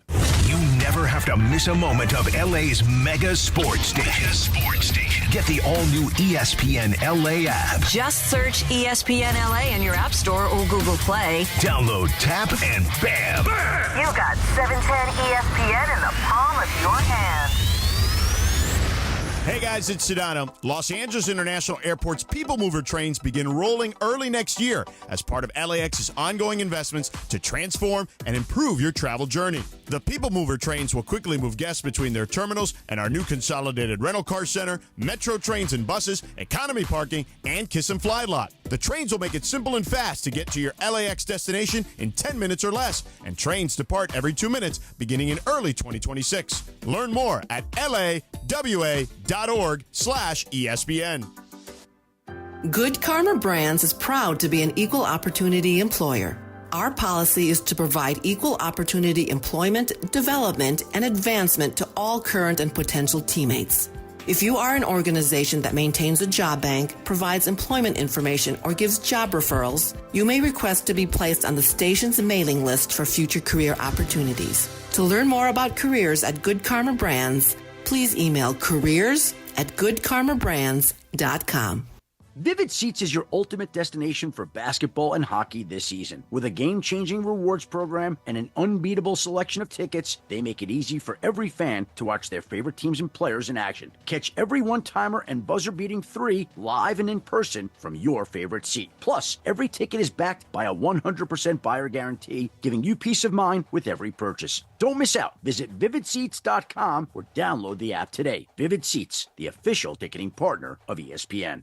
The sports calendar is heating up, and with ESPN Bet Sportsbook, you can go from checking news and stats to placing bets in just a couple of taps. Stream games, bet live, and get exclusive offers when you link your ESPN account. Right now, you can get $100 in bonus bets when you make your first $10 wager. Download the ESPN Bet app and sign up with promo code JOEQ to get started today. That's JOEQ, Joe Q. Must be 21 plus. Gambling problem? Call 1-800-GAMBLER. Terms and conditions apply. See app for details. Offer not available in New York. This is the Travis and DeMarco Show. Now weekdays 9 a.m. to noon on LA's mega sports station. 710 ESPN. She would have been 54 today. Who? Selena would have been 54 today. No Speaking way. of Texas. Yeah. Wow. You should check in on They LZ, let her make sure out. he's doing okay. Oh, seriously. You remember that time he cried? Yeah, he's a huge fan of Selena. Who? LZ. Oh, no way. Yeah. Really? Yeah. Okay. Yeah. Did they let her out? We shoot him a text. They didn't let her out, did they? No, they didn't. They didn't let her No, out. they didn't, Okay. they didn't give a parole, no. Okay. How old again? She would have been 54 today. Wow. Yeah, happy birthday, Time Queen. moves fast. Good movie. Yeah. Do you guys believe in like the universe giving you signals? Yes. M, yes? Sure. Jorge? Hey. Okay, me too. So I think I did the right thing. I'm glad that we're all on the same page because here's what happened to me yesterday. Last week I told you I saw those 2 huge snakes, Big snakes. on my walk, Yeah. right? And I'm like, man, and it honestly, no joke, no bit, it freaked me out. Yeah. Like they were really big snakes, and they were both rattlesnakes, and I got very close to one of them before I actually saw it. Size of dried salami. Huge. Yeah. They were big snakes. Yeah. Wow. And then I saw another one a couple of days after that, and I'm like, man, it's just the time of year, the weather's getting warm, they're out, right? Mm-hmm. So it freaked me out, and I did not go on the trail that I go on, which is dirt and rocks, and they're very hard to see, right? So yesterday, I'm getting ready to go for my walk, and I'm like, you know what? All right, I'm over it. The willies have passed. Okay. I'm going to go back on this trail again, and so I'm heading to the trail. And I'm on not the sidewalk like on the side of the street, but I use like this bike path to cut through this park. Yeah. Okay. There's another one. Eh. And I was within, from the distance that you and I are sitting apart from each other before I saw it, it was the exact same color as the pavement. Oh, man. And I'm like, no, bro, I'm not going back on that trail. Like I went and I walked it the rest of the day, and I feel like I made the right choice. I think that's what the universe is telling you. There are too many out there right now. Okay, so you're out in OC, right? Yeah. Okay, have you seen a lot of rabbits lately? I see. Yeah, they're out there. They're out there. Squirrels, Squirrels, birds. rabbits, birds, lizards, If they're snakes. out, they're going to be out, especially I know. now. They're everywhere. Stay on the trail, man. Yeah, but I was in the middle of the sidewalk and I barely saw it until I was on top of it. Crazy. I know. They're out. You got to know or wear boots. I know what to do. I can't go for my walking boots. Look, yeah, you can. I can't. No. You should know me well enough Get by now Jorge's to shin know. guards. I am. So what I have thought about is like, is there some sort of apparatus I could wrap on? Like, could I like tape some couch cushions to my lower legs? Come on. They're so gross and terrifying. Carry a sword. Yeah. Yeah. Who knows? I felt like such a wuss for letting this little snake determine my path. That's legit. That's nature. You're out and it's there and it's nothing between you and it. And if you make a mistake, it's got you. And this wasn't a big snake. Nor was it a baby. It was like a juvenile snake, Oh, like really? a middle school snake. It was like this long and about as thick if you put your first 2 fingers together. Okay. But it had the rattle and it had that disgusting diamond-shaped head. It was just like, ugh, I'm not a snake God. guy. Nope. I'm out. I feel better. All right, back to Nico Harrison and the trade that he made for Luka, sending him to the Lakers. And he said at the time, and he's been getting grilled about it, how, we're going to be better in the long term. We'll be validated. Barbecued. Yeah, that's probably better. Fricasseed. Yeah. How about that? Broiled. Fondued, whatever. Yeah, flambéed. Take your cooking term of choice. Yes. Wow. What if Luka signs his extension in L.A., and we go through the next 5 or 6 years, and Luka has 5 or 6 years here in L.A. like the 5 or 6 years he had in Dallas. Ooh. Doesn't win a title. Yeah. He's good. Yeah. Makes them all NBAs. Nico's still a moron. You are. There's no validation? No. 5 or 6 years of Luka at this clip, where do you put him on the all-time scorer list? Okay, he rockets up the charts. That's still something the Mavericks don't get. But who cares? Like, I didn't send titles out the door. I didn't send. I sent some individual milestones. I've saved a lot of money. I know the fans would never get over it. I'm assuming the Lakers are still pretty good while he's good. What I'm saying is the Lakers get what Dallas has already had. A really good player that's kind of sort of in the mix. Maybe you pop up into a conference final here or there. Or the finals. Yeah. But he doesn't punch his ticket here. And Dallas doesn't completely crater and become a joke. I think it helps some, but not all. It's still, that could have been yours. That was your guy. You still traded away one of the best players. I think the only way Nico comes out looking good in this is if Luka blows up. That's the only way he can save it? That's the only way. Luka goes Embiid. He misses half the year every year for 5 years. Something happens outside of basketball. You think it'd have to be that bad? I think it would have to. Yeah, something, because what he basically said was Luka didn't fit our model of a basketball player. Mm-hmm. He's not what we want. Right. So we have to see that here in a Lakers uniform. Okay. For him to be vindicated some. Even with that, it's not going to be 100%. He has to completely implode and the team with him for Nico to look good. He's got to put on 25 pounds, be hurt a lot, be difficult, be somebody that's frustrating constantly. Have issues away from the court. Yeah. Yeah, and then play when he should. Think of Kawhi Leonard, but more frustrating. Okay, what if that doesn't happen? What if he has a career that is similar to what we've seen so far in Dallas, where he's an all-NBA performer. He's really good, okay? But he's never gets in great shape. It's exactly like we've seen in Dallas. Maybe it's just, some. Yeah. It's really good, but you're always like, man, and Dallas gets good. And Dallas is able to... And Dallas becomes a champion? Or they're at least on equal footing with the Lakers. They're not a bottom half of the Western Conference. They're towards the top. They're competitive every year. They find their next guy. Maybe it's not quite as popular as Luka, but they have a functioning team. On that end, to me, if you just forget Luka and just look at the Mavericks, they're going to have to win a lot. Yeah. Not just one, more than one. For them to forgive him for doing this. And his vision has to play out. It has to be everything that he said about Luka. Like, we value defense here. So they got to be one of the best defensive units we've ever seen for him to be validated on that end. You're right. Here's the problem with and not just Nico, but the Dallas Mavericks writ large. They're talking out of both sides of their mouth. Right, they're talking out of, well, we want to be this or that and the other, and then they're bringing up other guys. Well, that guy wasn't that. Right. Well, we want to be able to team that does this. We already were that with Luka. It's starting to smell more like they got rid of him because of money, isn't it? Does. Yeah, it does. That's what I mean. So if he knows that, then I'm sure he's got a fail-safe or a get-out-of-jail-free card. Personal stuff. I understand that having a guy as talented as Luka, that maybe he's giving you 8.5 or 9 out of 10, but he won't give you that last 1.5. It's got to be frustrating, right? Like, you could be LeBron James wrong. Or Kobe Bryant. Or you could be wrong. What do you mean? Like, he's not giving you that 0.5, and you think that 0.5 is what's keeping you from a championship. You could be dead wrong about that. Sure. But, okay, put that aside for a second. Yeah. But let's say it's just that Luka always, you and I are sitting here 5 years from now, and we're looking at Luka as like, he's never gotten in 10 out of 10 shape. He's never gotten there. I see it. And you still forced maybe not the greatest, that's probably Dirk, arguably, but the most popular player since Dirk, the greatest player since Dirk, out the door. Sometimes you just got to live with what you get. Sometimes you're not going to get Kobe, who's a maniacal preparer. You're not going to get LeBron James, who spends $1 million a year on his physique and his training and his sleep and his food. You're going to get a guy that is one of the most talented players ever to lace on a pair of shoes. But you know what? He likes to have a few drinks and smoke a few cigarettes. Yeah, man. It's just that. I sorry, think that's everybody what you get. in this business, whatever it is, should have a degree of, I guess, professional arrogance, right? But you can't let that blind you to where it costs you good things and good players. Yeah. Maybe you should recalibrate. Maybe you should learn to live with this and figure out how to make it better. So hard. It's so hard.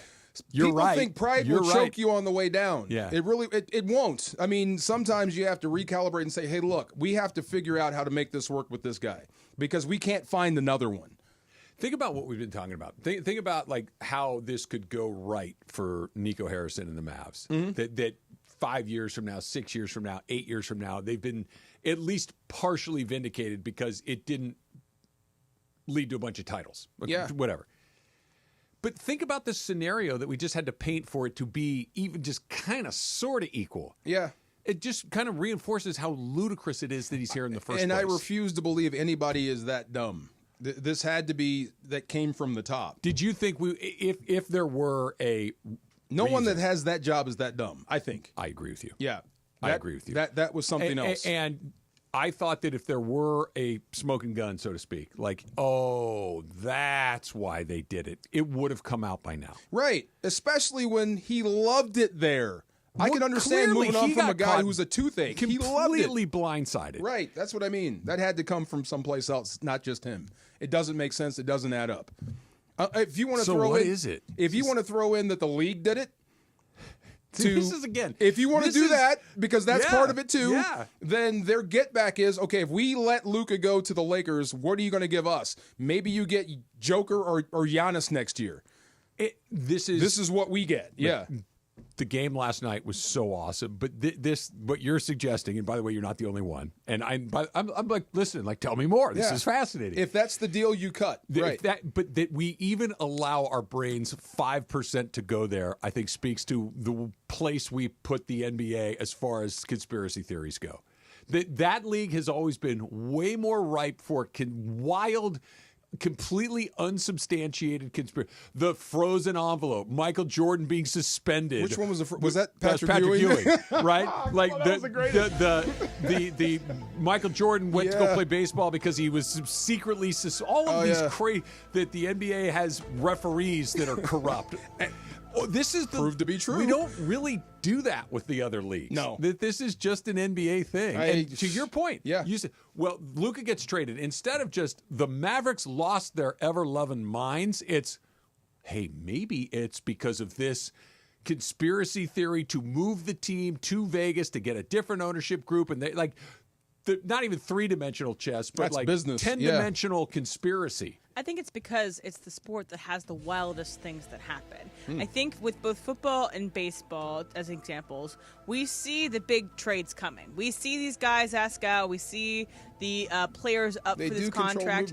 I think that the NBA is much more of they have much more wild swings, and so we try to make sense of them by creating these conspiracy theories. That's what we do in life. When things don't make sense in life, they try to make sense of them by things that New are Orleans that the Saints world fans, doesn't make sense. they think that game was fixed. Nickel Roby-Coleman. It wasn't fixed. Those two guys just missed it. Yeah. It's not scripted. They just missed it. I agree with you. They think it's fixed. They might think it's fixed, but they're mad at a referee who made a terrible call. Right.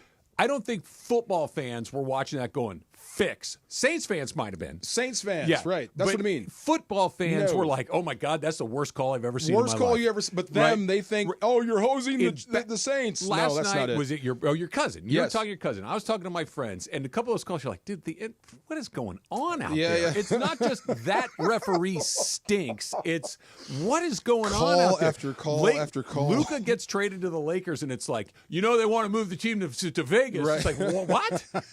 I know. It's because because basketball is a soap opera. The craziest storylines could possibly be true because they have been. The refs being corrupt can be okay. There is no can be true because it has happened. I know. There is. Well, I guess the Savannah Bananas. But Here, let me tell you something interesting about soccer, though. If you guys play 2 games and win on aggregate, Angel Hernandez makes 3 bad calls in a row, but it's one of my favorite things. I think it was in a playoff game. Yeah. He had 3 calls overturned at first base in like the first 4 innings of a playoff game. Oh my God! He missed them all. He was 0 for 3. His face on those are hilarious. It's incredible.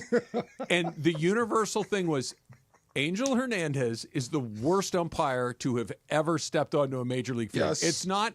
Major League Baseball wants the Phillies to go to the next round. True. That's just not how it goes. It looks like he thinks he was right. That's the difference. Angel looks like he thinks he was actually right in the call. I think was it last night or maybe the night before? Yeah. I think Laz Diaz umpired home plate at the Dodger game, and he has taken over the mantle The same for thing? Angel Okay. Hernandez. You know that was way outside. No, I was. No, I'm just Laz Diaz, man. I just don't know what's up. Yeah. Oh my God. Like that would be my favorite argument, right? Yeah. Where you turn around and you go like, dude, what are you doing? He's like, do you know who I am? Like, I Right. barely know what that guy. what the rules are. I'm What's just his out name? here doing my thing. The Is new it guy? Kyle Schwarber. Yeah. He had the best reaction to Angel Hernandez. You've missed here. You've missed here. it's You've terrific. missed up. Both sides. It's messed up. You know what Kyle Schwarber was? What? Right. Definitely Yeah, right. Yes. He was 100% right. Oh, dude, he had enough Angel that day. Oh, yeah. Everybody had it. And that's why he's no longer doing what he does. God Only bless took him. him 20 years to get him out. Factor Cap coming up next. Can't Travis fire him. DeMarco, 710 ESPN. The Black and Gold are fresh off a win at BMO Stadium, thanks to this rocket from Sergi Palencia. Shot it in! It's Sergi Palencia, the rebound! LAFC gear up for another Western Conference road battle Saturday night. Palencia with a blistering one-time shot! Los Angeles Football Club visit the Portland Timbers. Sergi, I didn't know you had that rocket in your right foot. I didn't know either. Coverage starts Saturday at 6:30 p.m. on the ESPN LA app. Don't navigate the legal system alone. Hey, it's Travis. At the personal injury law offices of Joseph S. Normand, they will fight tirelessly to get you the max compensation you deserve. Joe and his team understand the emotional and financial toll that an injury can take on you and your life. Call 213-747-2000 or visit normandlegal.com. The law offices of Joseph S. Normand have helped thousands of people like you recover millions of dollars in settlements and verdicts. Visit normandlegal.com or call 213-747-2000. Your recovery is their priority. Cap here. Here's the scenario. Your home is flooded and the damage is severe. Now it feels like your insurance company is turning on you. They won't approve a replacement living arrangement and the adjuster leaves you in the lurch. Take a breath and call Avner Gatt. With years of experience and a passion for helping people, if you've got water damage at home, call Avner Gatt today. 818-917-5256 or avnergatt.com. That's 818-917-5256.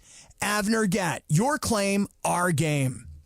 One of LA's best kept secrets in the heart of Los Angeles, East Central Hotel offers effortless accommodations and unparalleled accessibility. The East Central Hotel is for everyone looking for entertainment with their trendy spacious rooms, a renovated gym, and a patio lounge for breakfast, dinner, and drinks. Stop by their incredible Nixo Lounge before your next event at LA Live. Book your stay at eastcentralhotel.com or call 213-748-1291 today at Entertainment's official address. Prescriptions require an online consultation with a healthcare provider who will determine if appropriate. Restrictions apply. See website for details and important safety information. Subscription required. Price varies based on product and subscription plan. Hey guys, millions of men experience ED, but not everyone can access or afford treatments like Viagra. At HIMSS, our own board-certified urologist, Dr. Peter Stahl, knows this better than anyone, and he knows that HIMSS can help. Hi, I'm Dr. Peter Stahl, Senior Vice President of Men's Sexual Health at HIMSS. I've helped many guys with ED, and it has never been more convenient to treat than it is right now, thanks to HIMSS. Through HIMSS.com, you can access a full range of treatment options for ED, including daily or as-needed meds through a 100% online process. If prescribed, your medication is shipped to you for free. Find the ED treatment that fits your needs. Options at up to 95% less than the brand names when you get started at hims.com/joy. To start your free online visit and find ED treatment at up to 95% less than brand name prices, go to hims.com/joy. That's hims.com/joy for your free online visit. Here we go. It is Factor Cap time on the Travis and DeMarco Show. Each weekday around 10:30, producer Emily serves up what's going down, and fun and frivolity ensues. Special thanks to the law offices of Joseph S. Normand for making Factor Cap possible. It's Joseph S. Normand. It's Factor Cap on the Travis and DeMarco Show on 710 ESPN. And if you've been hurt in an accident, let me help you. Call my office at 213-747-2000. That's 213-747-2000. Let's do it. Factor Cap right now. Take it away, producer Emily. Welcome to Factor Cap. Aloha. Thanks, Joe. Hi, guys. Good morning. Annyeong. And don't say aloha to me until after the game today. I am going to be literally in the dentist chair as this game is happening, so we'll see how much pain I'm going to have to endure. Are you getting a cleaning or are you having a procedure? Procedure. Oh, I'm sorry. Exactly. That's no fun. It's not fun. And, Dude, don't ever do that again. That's terrible.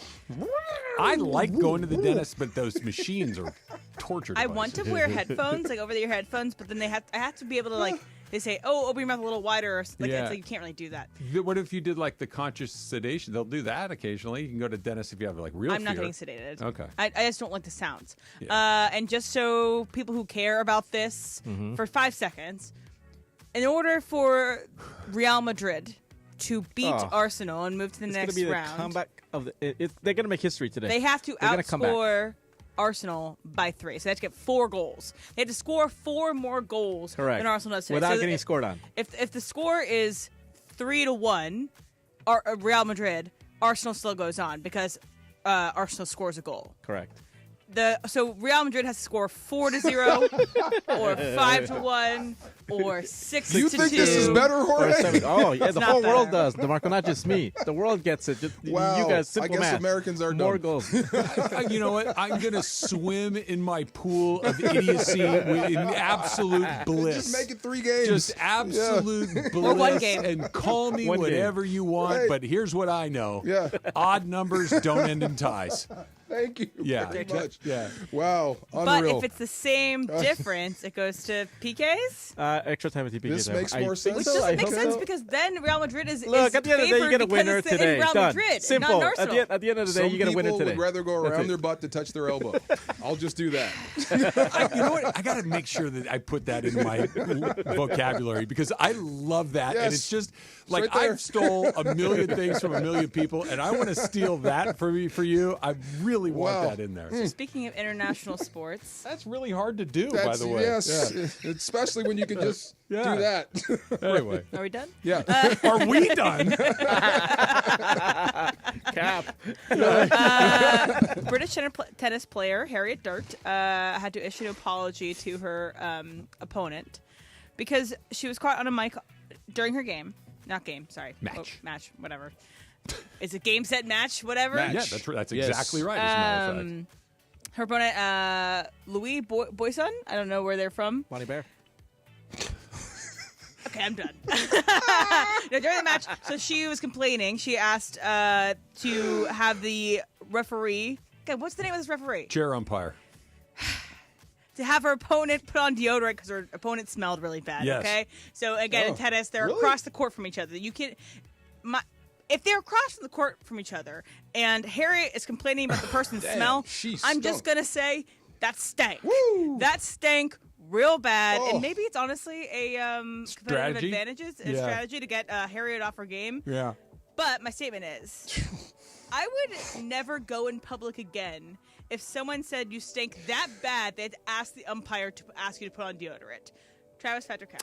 Cap, because here's the thing. I think we have all been in a situation where you're around somebody whose personal hygiene is not the same as yours. Yes. And we'll just describe it as that they do it a little differently than you do.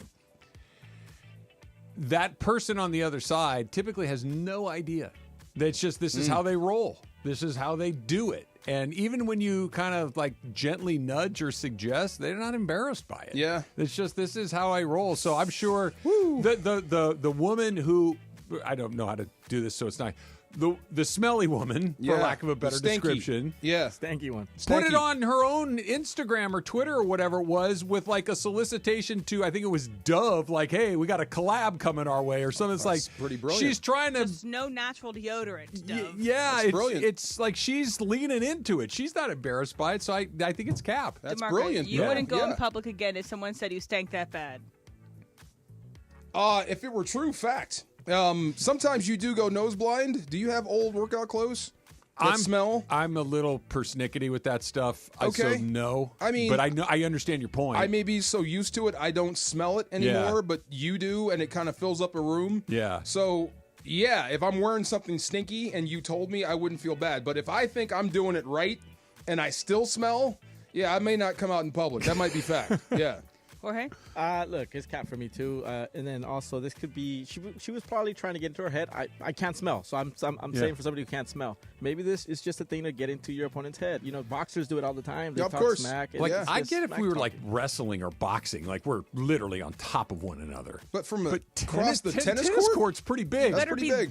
She's that stinky. That if someone's far telling me from that I'm that's like, if you guys could smell me from right here into the studio, I would not want to go in public. They dress in the same room. They And walk out together. When they cross over, You when probably they change sides, their chairs are next to each other. They are occasionally in each other's orbit, but that's. I've told some dudes, outside. bruh, you need to like shower. Like you smell as we're playing. You stink. But I wouldn't tell the Like, official. how would you tell me? Like, I can't smell, right? So how would you tell me, like, hey, man, like, Jorge, yeah, washcloth or Jorge soap. Or something. Guys are a little different. Yeah. Like guys, I think could say, "Hey, dude, you good? Yeah. What do you mean? You stink." Yeah. And it's like, do I? Oh, okay. Add another 90 seconds to your shower. Yeah. Yeah. And try those areas one more time. See, because my uncles would tell Those me areas. Running water over it doesn't do the trick. Yeah. You gotta get in there. You need a scrub. Loofah. Try a loofah. That might work. So my uncles would tell me un limonazo. Like, you get a wedge of lime and this, at least, you know, like un limonazo. That's our kind of our little code word for like you stink. Kind of. Yeah. okay. Okay. Un limonazo. London cab drivers. I'm out. Nope. Never had the pleasure. There's also Pull over. I'm out. Yeah. There's a rumor too that like, white people don't wash their legs for some reason. They I've just heard let the this. water roll down. Do you wash your legs? Yes. Okay. Yes. I heard the same thing you heard, and you don't use washcloths. I do not, but Okay. I I do use a wash my washcloth. legs. But you have. I have. Okay. Yeah. I use a washcloth. I have There to you. be like caked in dirt, What about the people that don't shower? like ever. They shower Do they once a week, do and they they're famous exist? people that say Not- this. not for me. Okay. Oh yeah, they want the natural oils. I can see not washing your hair. Yeah. Because it does make a difference. I don't do that. Twice but a day, bar soap. This is your guy. On my hair. You're okay. I don't smell you. Thank Do you. you smell me? You're good. We're good. We're Okay. good. Thank you. So happy birthday to Bill Belichick. He is now 73 years old, and Big tuna. he has been what? That was his nickname. Big tuna. Oh, No, okay. that was actually Parcells. That's what she said, right? No. Bill Did you say- Belichick. Oh, I thought she Belichick. said Parcells. Oh, okay. My bad. Sorry. Sorry. He's in the news again because his girlfriend has been on the field Oy. during some spring practices, saw that? things I like did. that. I don't necessarily really want to talk about that because whatever. But rewind 6 years ago, and you heard this story about Bill Belichick that he's in the news because his girlfriend is on the field. Bill Belichick is the least likely person to have this story be about him. Like if you said a coach had his girlfriend on the field 6 years ago, Bill Belichick was the least likely person to do that. DeMarco, fact or cap? Fact. Yeah, I would never have ever that video. I never thought that would ever exist in this world. This is a dude that's hardcore football, does it right, no distractions. This is the opposite of. So, yeah, 6 years ago, fact, no way I would thought Bill Belichick is rolling like this right now. Especially when he did the flying, the picture with the... Oh, yeah, on the beach? Belichick? Yeah. No, heck, no. Not at all. I'm with DeMarco. It is stunning to me that Bill Belichick, the stories we're talking about with Bill Belichick are not that Bill Belichick's coaching in college, which is pretty crazy. Yeah. Right? That he's trying to build an NFL-style program at a non-football school. Okay, interesting story. The story is weird pictures on the beach. She's on the field during practices. She controls the university's social media account and is actively complaining about things with regard to Belichick and her relationship, and that every story that you read about Bill Belichick, she's in the middle of. Incredible. It's wild. The same guy that would fine players for missing meetings during snowstorms. I was going to say, guys, figure it out. Was Snowstorm. His line. Yes. He would be the very last person whose significant other, who happens to be nearly 50 years younger than he is constantly in the news for things that have nothing to do with anything other than it's weird. Undefeated. Fact. And I'm going to add to everything you guys said I want to add this. I've seen a video of him mic'd up talking to his players. I've never seen him being, nice. Yeah, to players. Like I'm used to seeing him, in press conferences, short answers, just getting to his point. Now, apparently, behind the scenes, the guys that were there, he's got a great sense of humor, and he's not what he's like on TV. That's what That's I've just heard. what he gives you. Yeah. I forget the young lady's name, has radically altered the way that he operates his business, and I'm not talking about coaching football, but the way that his. Oh, you think it's her? His personal. Oh. What? It's the only variable that I thought changed. it was his age, bro. Like, look, I've been doing this forever. I've been locked down. I'm going to live the way I want to live now, and I can do it. I think she has unlocked that. Yeah. Okay. I think if he was just a, what did you say he is, M73? Mm-hmm. That if he were just a 73-year-old man, I think that. I know some 73-year-old guys. They're kind of just, this is who I am, take it or leave it, and they are what they are. Like, this guy's done a 180 to a degree. If it were in there, she unlocked it. I hope so. Yeah. He looks like he's having the time of his life. Oh, he doesn't look like he's unhappy. He looks like he's having a blast. No. So more power to you. It is a stunner that Bill Belichick. If you told, I'm going to say it. If you told me that Pete Carroll had something like that, I'd be like, you believe that? Yeah, okay. Yeah. Like Pete Carroll's kind of a, Pete Carroll's got some life and some bounce and some pizzazz or whatever. Like Pete Carroll like to have a good time and all How this about stuff. Ditka? No? Ditka would be good. Ditka would be a good one. Yeah. I think he might go. Ditka's in the Belichick side. Okay. Yeah. But not more than Belichick. Okay. The other guy would be the guy that mentored him, Parcells. I can't see Parcells doing this. No, me neither. You know what I'm saying? No. I think Parcells is in the house. He's the big tuna. He is the big tuna. I wanted to just make sure I got to say big tuna You're today. right. Factor Cap is brought to you by the law office of Joseph S. Normand. You have many choices in your legal team, but family always comes first with Joe. Call 213-747-2000. That's the law office of Joseph S. Normand. You can visit normandlegal.com one more time. If you get hurt in an accident and you want some expert advice, 213-747-2000. Les Snead is not technically officially on the clock yet, but we're getting close, and another big swing coming for the Rams. Oof. That's next. Travis DeMarco, 710 ESPN. The most followed sports radio station in the world. In the world. That's right. In the world. 710 ESPN. You know it. Yeah. Tell your friend. ESPN Los Angeles on Instagram, Facebook, X, YouTube, TikTok, and Twitch. We're naturally entertaining. Yes. LA's mega sports station. 710 ESPN.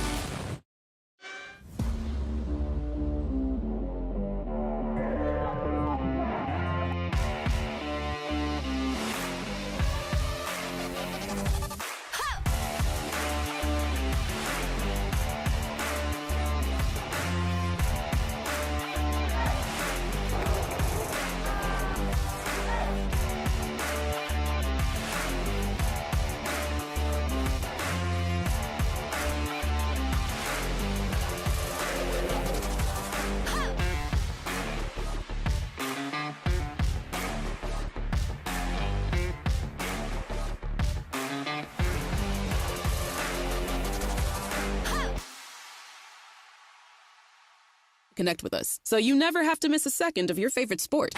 Because you'd much rather watch a ball go through a net 124 times in 48 minutes when you don't really have to pay attention until the last two, and then somehow those 2 minutes will take an hour. You don't want to miss all that. Luckily, you can chat with Progressive on our app, online, or over the phone without missing a single one of those times the ball goes through the metal circle. Progressive Casualty Insurance Company, affiliates, and other insurers. Not available in all states or situations. Individuals and businesses with tax problems, listen carefully. If you owe over $10,000 in back taxes or have unfiled tax returns, U.S. Tax Shield can help you take back control. The IRS can seize your bank accounts, garnish your paycheck, close your business, and file criminal charges. Our team of tax attorneys can stop collections and get you protected. U.S. Tax Shield offers a price protection guaranteed quote to get you protected today. U.S. Tax Shield is A+ rated with the BBB, so call 800-494-6139. U.S. Tax Shield, 800-494-6139. This is the Travis and DeMarco Show. Now weekdays 9 a.m. to noon on LA's mega sports station. 710 ESPN.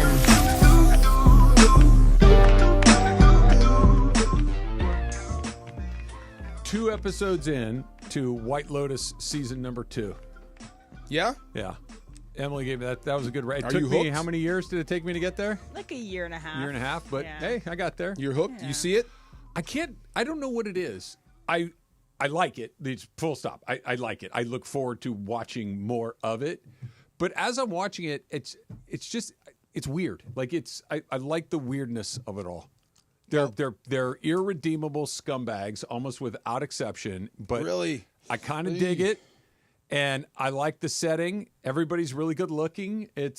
The scenery is gorgeous. The scenery is gorgeous. It's really well written by Mike White, and he writes everything. It's weird. I like weird. Weird's good. It's weird. Like there's a underlying tension and menace to everything. Okay. Like something bad. It always feels like something bad is about to happen. Because the season always starts with a body bag. Yeah. Your first scene is you see a body bag or body somewhere. You don't know who it is. And the only person you know that lives is the person who sees the body bag. You start at death and work backwards. Yeah, so it's all a murder mystery, but a murder mystery those. where, like, it isn't the main point of the show. It's the personal interactions between the people. It's the study of human behavior that is the important part of the show. Rich and the human behavior. Rich? Okay. And the murder / whatever happens to be the fun little icing on top of it all. And a fun fact, if you like The White Lotus and you don't watch Survivor, Mike White was on Survivor in season 38. David versus Goliath, one of the best seasons out there. Maybe it was 36, whatever, doesn't matter.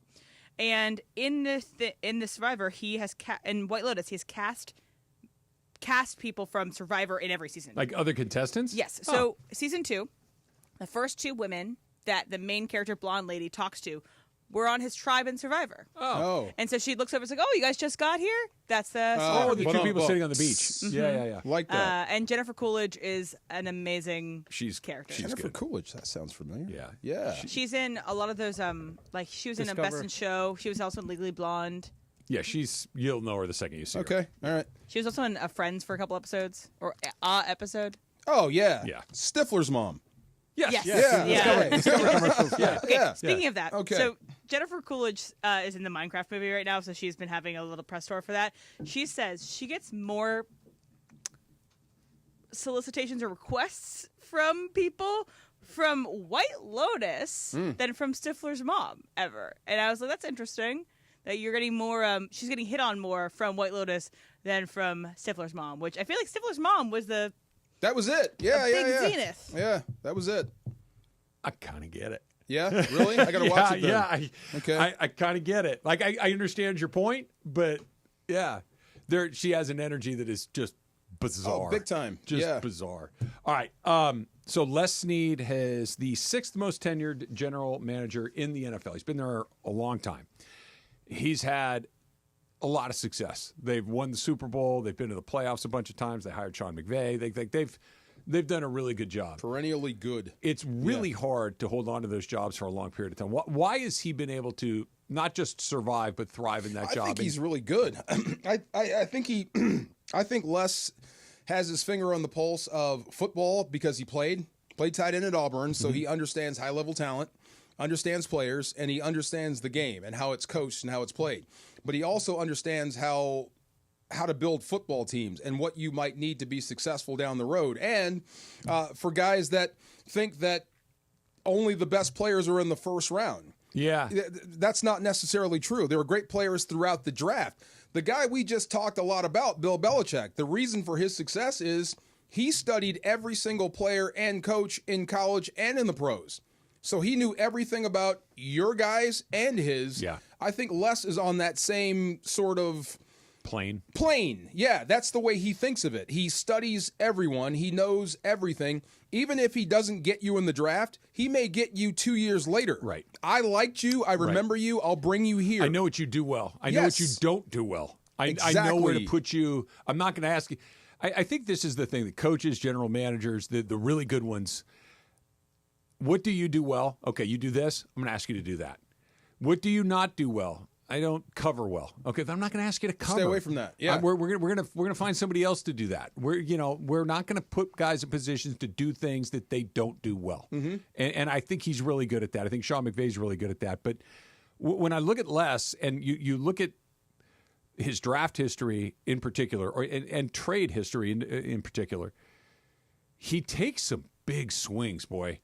And when there are big swings, you can miss a lot, and he has not missed a lot. What do you think his biggest swing is? The Stafford trade. The Stafford trade. Yeah. That's a huge. Yeah. I mean, that's almost a no-brainer. I couldn't believe Detroit let him. Made him available. Isn't it? Look, DeMarco. Yeah. Right. If Jaquiski Tart doesn't drop that ball, we're having a different conversation. Completely different conversation. And if the Lions are where the Lions are right now, or let's say the Lions, we're having you gave up all this, and the debate would rage on. It would rage on, Mm-hmm. and he has had way more hits than misses, but it's not just. Everybody, he should get credit for finding Kyron Williams in the 5th round, finding Puka Nacua in the 5th round. Those are great finds. Signing Michael Hoyt, great find. Lark Jackson, right? Undrafted player. Now he's your starting left tackle. Those are the guys I give more credit to Les for. 100% there are. 100% there are. But so often guys are just afraid to take a big swing. Like the big swing that blows up is the thing that gets you fired. True. The big swing that you go for and it doesn't work, it's like, oh, well, he did that. If you go get Von Miller, and Von Miller stinks on the Rams. Blows his knee out, whatever. And it's like, well, you gave up. That didn't work. Well, it did. I don't think he's afraid to get fired. Yeah. I don't think he makes decisions or has a plan of attack about the draft or free agency with his job in mind. He's just going to do what's best for the football team and what he thinks is best for the football team. So some guys they make decisions based on their job. If I miss again, I'm going to get fired. I won't even take a swing there because if I do miss, I'll get fired. Right. I don't think he worries about that at all. I really don't. I think he's got enough friends and he's got people now. He developed a GM down in Jacksonville now. He's got a tree. Yeah. And he's dialed in before that. I don't think he's worried about making a mistake that will cost him his job. I think that's what makes him really good. The executives like Les Snead fall into this category. I think players fall into this category. Coaches fall into this category. They're not afraid to fail. Yeah. They're afraid to do a thing that I think it's going to work. And here's why I think it's going to work. But I think a lot of people, when they look at something, okay, it might work, but it might fail. Here are the reasons it could fail, and I don't know about this. I'm not going to do it. If they think that there are more reasons it'll work than more reasons it won't work, they're going to go for it. I don't think everybody's going to do that. And as an athlete, if you try to not make mistakes, you're dead. Before him, you're dead. okay. If you're an athlete and you try to make big plays, guess what happens? You're going to make a bunch of big plays and a few mistakes. I've seen. Let's see. It was the GM before him, and I don't want to dump on the guy, but they would frequently make the safe pick. Yeah. It's the safe pick. It's the one that probably won't blow up in their face. Now, it's not going to make you a playoff team, and it's not going to make you a Super Bowl contender. Right. What it's going to do is keep your job. Yeah. I don't think he's ever worried about that once. So if you're a team, if the Rams were in need of a quarterback and they had the first pick, I don't think he would jam in the quarterback just because you needed one to save the job. If that makes any If the guy's not worthy of that pick, I don't think he'd do it. I don't think he would do it just to satiate a crowd. Some other GMs definitely did that, and that's how they operate. I think that's most people. You think? I do. I do. I think most people will do the thing that will draw the least amount of attention. Okay, taking the quarter, put it to you this way: Tennessee taking Cam Ward this year. Yeah. Okay, let's use this as the example. If they take Cam Ward and Cam Ward is a bust or just a guy, nobody's looking back at it saying, what the hell were they doing? Right. It's you needed a quarterback. He was the best guy. It just didn't work out. Whereas if they don't take Cam Ward and Cam Ward falls down to, say... Or if that guy doesn't exist. Right. Yeah. And he goes 10th and becomes a really good player, and you took a guy that you just took because no one's going to do anything, right? They're trying to avoid the what the hell are you doing pick. True. Or, I mean, if that guy doesn't exist, that franchise quarterback or whatever, it may be a Daniel Jones. Yeah. I need a quarterback, and I think he might be the best. Let's just draft him. For instance, I don't think that's Les Snead. Travis Hunter doesn't come around every year. I'm taking him. Take him. I'm taking him. That's a Les Snead move. Cam Ward may be fine. He may not. He may just be a guy. I don't know. But what I do know is Travis Hunter is special, and I'm taking him. Okay, can I give you but you one need more? a quarterback. I don't care. I need him. One more. That's why I think Shedeur Sanders might be in play. Because I don't think Les cares about the circus surrounding the guy. He's looking at what he can do for the team. You'd have to move up to get him, probably, right? It might be. He's not going to New York. He might fall. He may be sitting. Without making a move, he could be yours at 26. He could be there. You never know how the draft goes. That would be amazing. But he's the guy, like you said, big swings. I don't care about anything else. That's a big swing. Odell Beckham Jr. coming in. Remember? We were all out. Yeah. I only care about what you can do for this football team. And at one point was the best receiver you had. Oh, yeah. That's what I'm saying. That's a Les Snead move. Oh, yeah. Yeah. Big swings. Big, huge swings. Yes. Last year was one of those things, too, where are they going to move up to take Bowers? They're going to move to take Bowers. And they didn't. Right. Or they wasn't an option because the Raiders didn't want to trade the pick or whatever.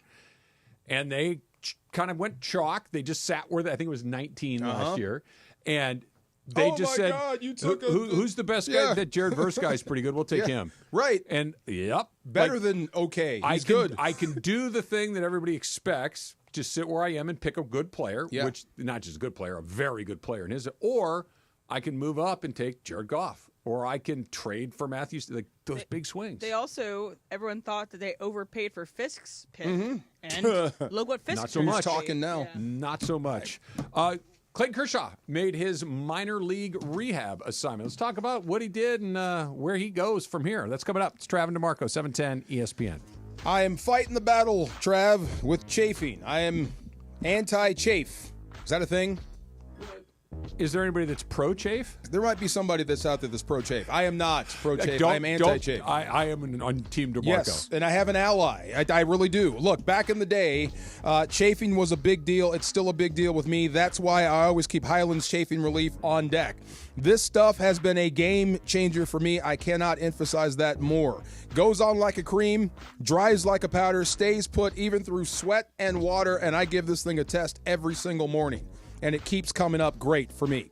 No greasy mess, just all-day protection.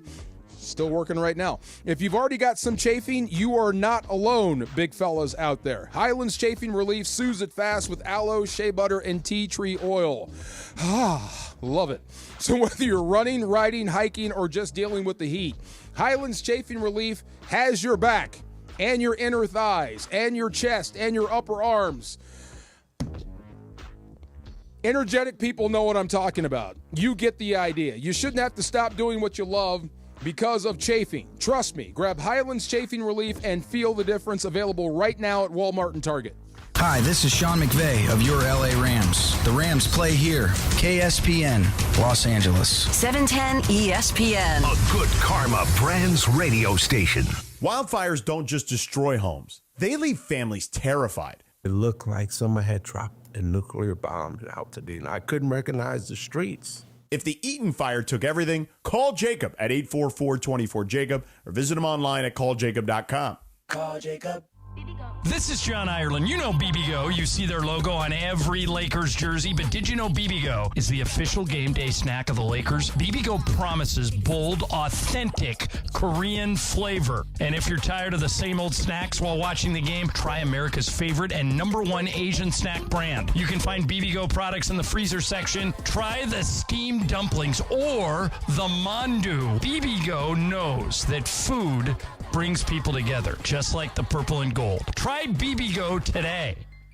Ready to drive home in a brand new ride? The 2025 Hyundai Santa Fe SC is yours with an amazing 2.99% APR for 36 months. That's right, lock in super low financing at just 2.99%. Plus, drive with America's best warranty, a 10-year, 100,000-mile powertrain limited warranty, and Hyundai's Assurance Program. Visit us off the 91 freeway or online at CardinAlleyWayHyundai.com to find your perfect Santa Fe today. On approved credit, 0 security deposit, 36 payments of $29.08 per $1,000 financed. Offer expires 4/30/2025.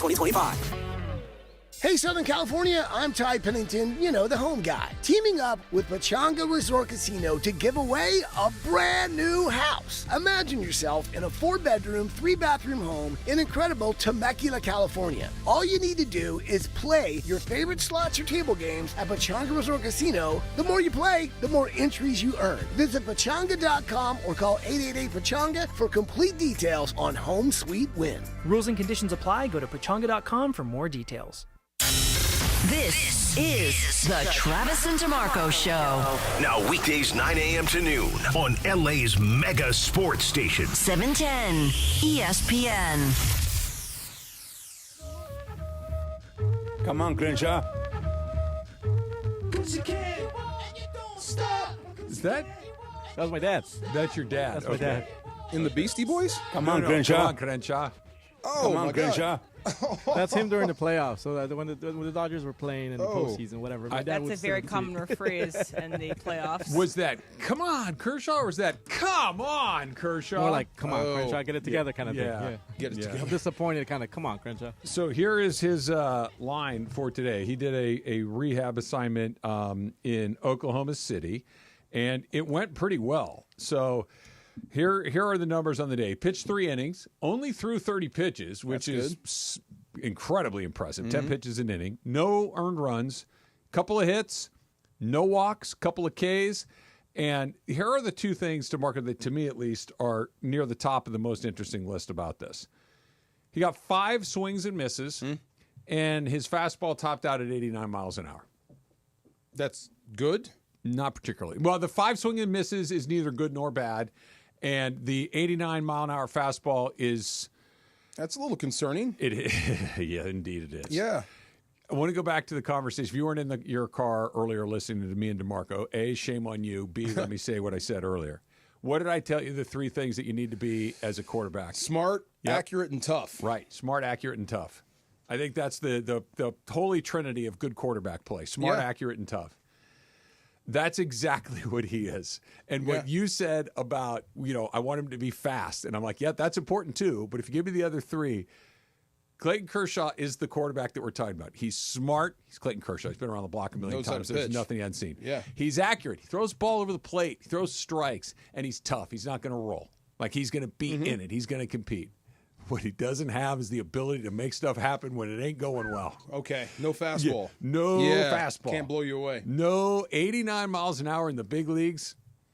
Well, if he had it, do you think he'd show it there? Yeah, he wants. I guess he would. Look, it's not like he's going to try to max velo this thing, but he's trying to get guys out. He's trying to see where he is. He's trying to figure out how he's going to get guys out in the big leagues. And so he's got to kind of sample the goods a little bit. 89 miles an hour is your margin. Can he get guys out in the big leagues with this stuff? Yes. Can he thrive in the big leagues with this stuff? Probably not. No. And your margins for error, 5 swings and misses on 30 pitches. When was he in his prime to you? 10 years ago? 10, yeah. And what was he topping out? Mid-teens. What was he topping out? Mid-90s. Okay. Mid-90s. Okay. Yeah. He was never Randy Johnson. Like, he wasn't reaching back throwing 100. He was never that. But he was also not a soft tossing, I can't miss my spot or I'm dead guy. He was somewhere in between those 2 things. And right now, if he misses, he's in trouble. If this is it, how do you use him? If this is it going forward, if this is him maxed out and he stays healthy, this is all you get, where does he slot in pitching for you? At the back end of the guys, assuming everybody's healthy? Everyone's healthy. Yeah, he's at the back of that group of guys. As a starter? Yeah. Okay. And I really think that's the only role that he's going to – put it this way, and this is weird to say. And I both don't want this to be true, but I'm almost certain that it is. I don't think you're going to see Clayton Kershaw pitch for this team in the playoffs. Really? I don't. Okay. I don't think that that's what he's here to do. I think he's here to get to, I think it's 3,000 strikeouts is the number that he's closing You're in on. You're chasing numbers. He's like 60 away, something like that. It's good. That's a good job if you can get it. It is. And he's still, when he pitches, he's still pretty effective in the big leagues. But it's not a guaranteed L. Is he just a mascot at this point? Like that's more than before even the season started. I was like, why is Kershaw here? Because, like you said, he's not going to be probably a pitcher in the postseason. I would be surprised. Even the best Kershaw, you don't want him in the postseason necessarily because he's had those experiences. But is he just a mascot for the Dodgers organization? No, I don't like that word because mascot implies it's goofy. A different word I would use, DeMarco, is he's kind of an emotional center of the team. Yeah, the Dodgers. He's a guy that is as tenured as anybody they've ever had. He's a guy that when he says stuff, people listen. Yeah. He's going to set a great example. He's going to compete like crazy. He is the elder statesman, and it's not entirely ceremonial. He can still get guys out. He's not that far removed from an all-star berth. No, when he pitches, he pitches pretty well usually, but we haven't seen him pitch much lately. I'm looking at his ERA. He is, 126 innings. He's 2.28. When was that? 2022. Okay, that's 3 years ago. Okay. That's a long time 2023, ago. 131 innings, 2.46. Really good. And then 2024, last year was kind of a lost year. Yeah, but I mean, last year was kind of a blow-up year, but he hasn't been bad for very long. He very rarely is bad. Except for in the postseason. Except for in the postseason, right. But the most recent catastrophe he had in the postseason was entirely injury-related. Right, he was throwing marshmallows at those guys. It was just he just did not. He wasn't ready for it. He was not ready for it. But let's say that he's sharp. Okay, he's healthy. You want this version of Clayton Kershaw or Blake Snell? Blake Snell. I agree. Yeah. You want this version of Clayton Kershaw or Yamamoto? Yamamoto. Right. This version of Clayton Kershaw or Shohei Ohtani? Shohei. Right. Or depending. This version of Kershaw or Dustin May? Right. So that's what I mean. You're just kind of going down the list. We'll see what Roki Sasaki looks. Right. Well, this is where it gets interesting. Yeah. If it's a guy like Sasaki who never really finds his groove this first still season, trying to figure it out. And this guy's steady Eddie is just not fast. Right. Yeah. That's where it gets a little tricky. They're going to need him to pitch some innings. They want him to get to 3,000 strikeouts. Pitch him in May, June, July. This is let's get him what he needs to get. The strikeouts, the starts, the innings, the whatever it is. But this is not hey, we're going to need you to really carry some water in the postseason. Yeah. How important is that 3,000 strikeouts? Because it feels to me he has everything. He has multiple Cy Youngs. He needs 32. He's been a 2-time World Series champion. He's on the roster or whatever, right? So he gets the ring from that from last year. So what more does Kershaw want? 3,000 strikeouts. But what does that even mean? So I'm looking right now. All right. 19 players have struck out 3,000 guys in the history of baseball. That's a really short list. Yeah, man. That's a really short list, right? 19 guys have I'd done want to it. be on that. I mean, how many Cy Youngs he has? Like 3, 4? 3 or 4. And how many people are on that list? And he's got an MVP. Not many. Yeah. But he's already a first ballot Hall of Famer. He's already, if he's not the greatest pitcher in Dodger history, he's number 2. And I don't think he's number 2, right? I think he's at that very thinnest slice. But 3,000 strikeouts, you know what means something to? Him. Yeah. Or else I don't think he's here, right? I don't think he's here just to kind of hang out. I agree with that. He's been a long time. I mean, the names on the list ahead of him, there's 2 guys that are still pitching that have 3,000. It's Verlander and Scherzer. Everyone else is, an old-timer. And he's going to put himself in there with Nolan Ryan, Randy Johnson, Roger Clemens, Steve Carlton, Tom Seaver. It's going to matter 5 years from Walter now. John. Yeah, it's going to matter when you're done. But I think when I think about Kershaw, I think more about World Series titles. I think about Cy Youngs and I think of MVPs. But again, I'm not the baseball nerd who cares as much about the numbers necessarily. I have a Kershaw jersey. I'm not a Kershaw hater. I'm just... No, you're asking good questions. It matters to him, and he is... tell me if you know what? I think you did have a team like this, and I'm curious. Jackie. Oh, yeah. That there are just some guys. That 20th year? Yeah. You get to stay as long as you want. Yeah. Like, it's up to you. They would have never cut him. Very, very few athletes get to the point where, you know what? It's up to you to tell us when you're done. We're not going to do it. You let us know when you've had enough, and then we'll take care of it from there. And I think Kershaw's in that spot. I think he wants his 3,000 strikeouts. That's a good point. They might get another World Series. We'll see. 3 World Series, that is a really... You know how many people in baseball in the entire league? So I don't know how many major leaguers there are. Whatever, 25 times 30 is. That many. You know how many guys in Major League Baseball currently have 3 World Series titles? How many? 1. Wow. 1. Mookie. but there's 1. It's a really, really small group of people. And that he could put himself in that group is a big deal. Okay, is there a person that didn't make this team because Kershaw did? No. Yeah, there's not some guy no, waiting in the wings. Put it to you this way. Yeah. If Dustin May were down in AAA and that Clayton Kershaw sense. were up here getting knocked sense. around, it's like, guys, what are we doing? No. But that's not what's happening. Guys get hurt. Guys go down. He's not going to take innings off of Yamamoto's plate. I see where you're going. Like, what does 3,000 mean? And I looked. There's Verlander and Scherzer. Yep. Are way ahead of him. Mm-hmm. So he's not catching those guys. He's not going to catch. So what does 3,000 mean? That makes sense. Okay.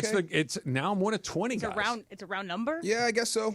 And baseball cares deeply about round numbers. Yeah, of course they do. And I know it sounds goofy, and I hear like you kind of shrugged your shoulders like who cares, but they do. And baseball, those round numbers mean a great 500 home runs is an exclusive club. 3,000 hits is an exclusive club. 3,000 Ks, super exclusive club. Maybe 20 guys. Maybe he hates Zach Greinke. I won't retire until I pass him up. Greinke. Weren't they teammates for a second? Yeah, they were both in the Dodgers. Right, yeah. 29.79 for Greinke. Yeah. Yeah. Maybe I'll pass him up and retire. Okay. Also, it's like Wilt Chamberlain. Yeah. If we're asking if I have a last man standing in regards to most whatever for current pitchers, it's Zach Greinke, Justin Verlander, Max Scherzer, and Clayton Kershaw. Yep. And that's about it because those guys have been pitching for what, forever. 15 years at this point in time, maybe longer. Longer. Yeah. So longer. That's the list. It's the Wilt Chamberlain of these. Have you pitching. looked at the top of that strikeout list and just marveled at it? Well, he's nearly 1,000 clear of number 2. No.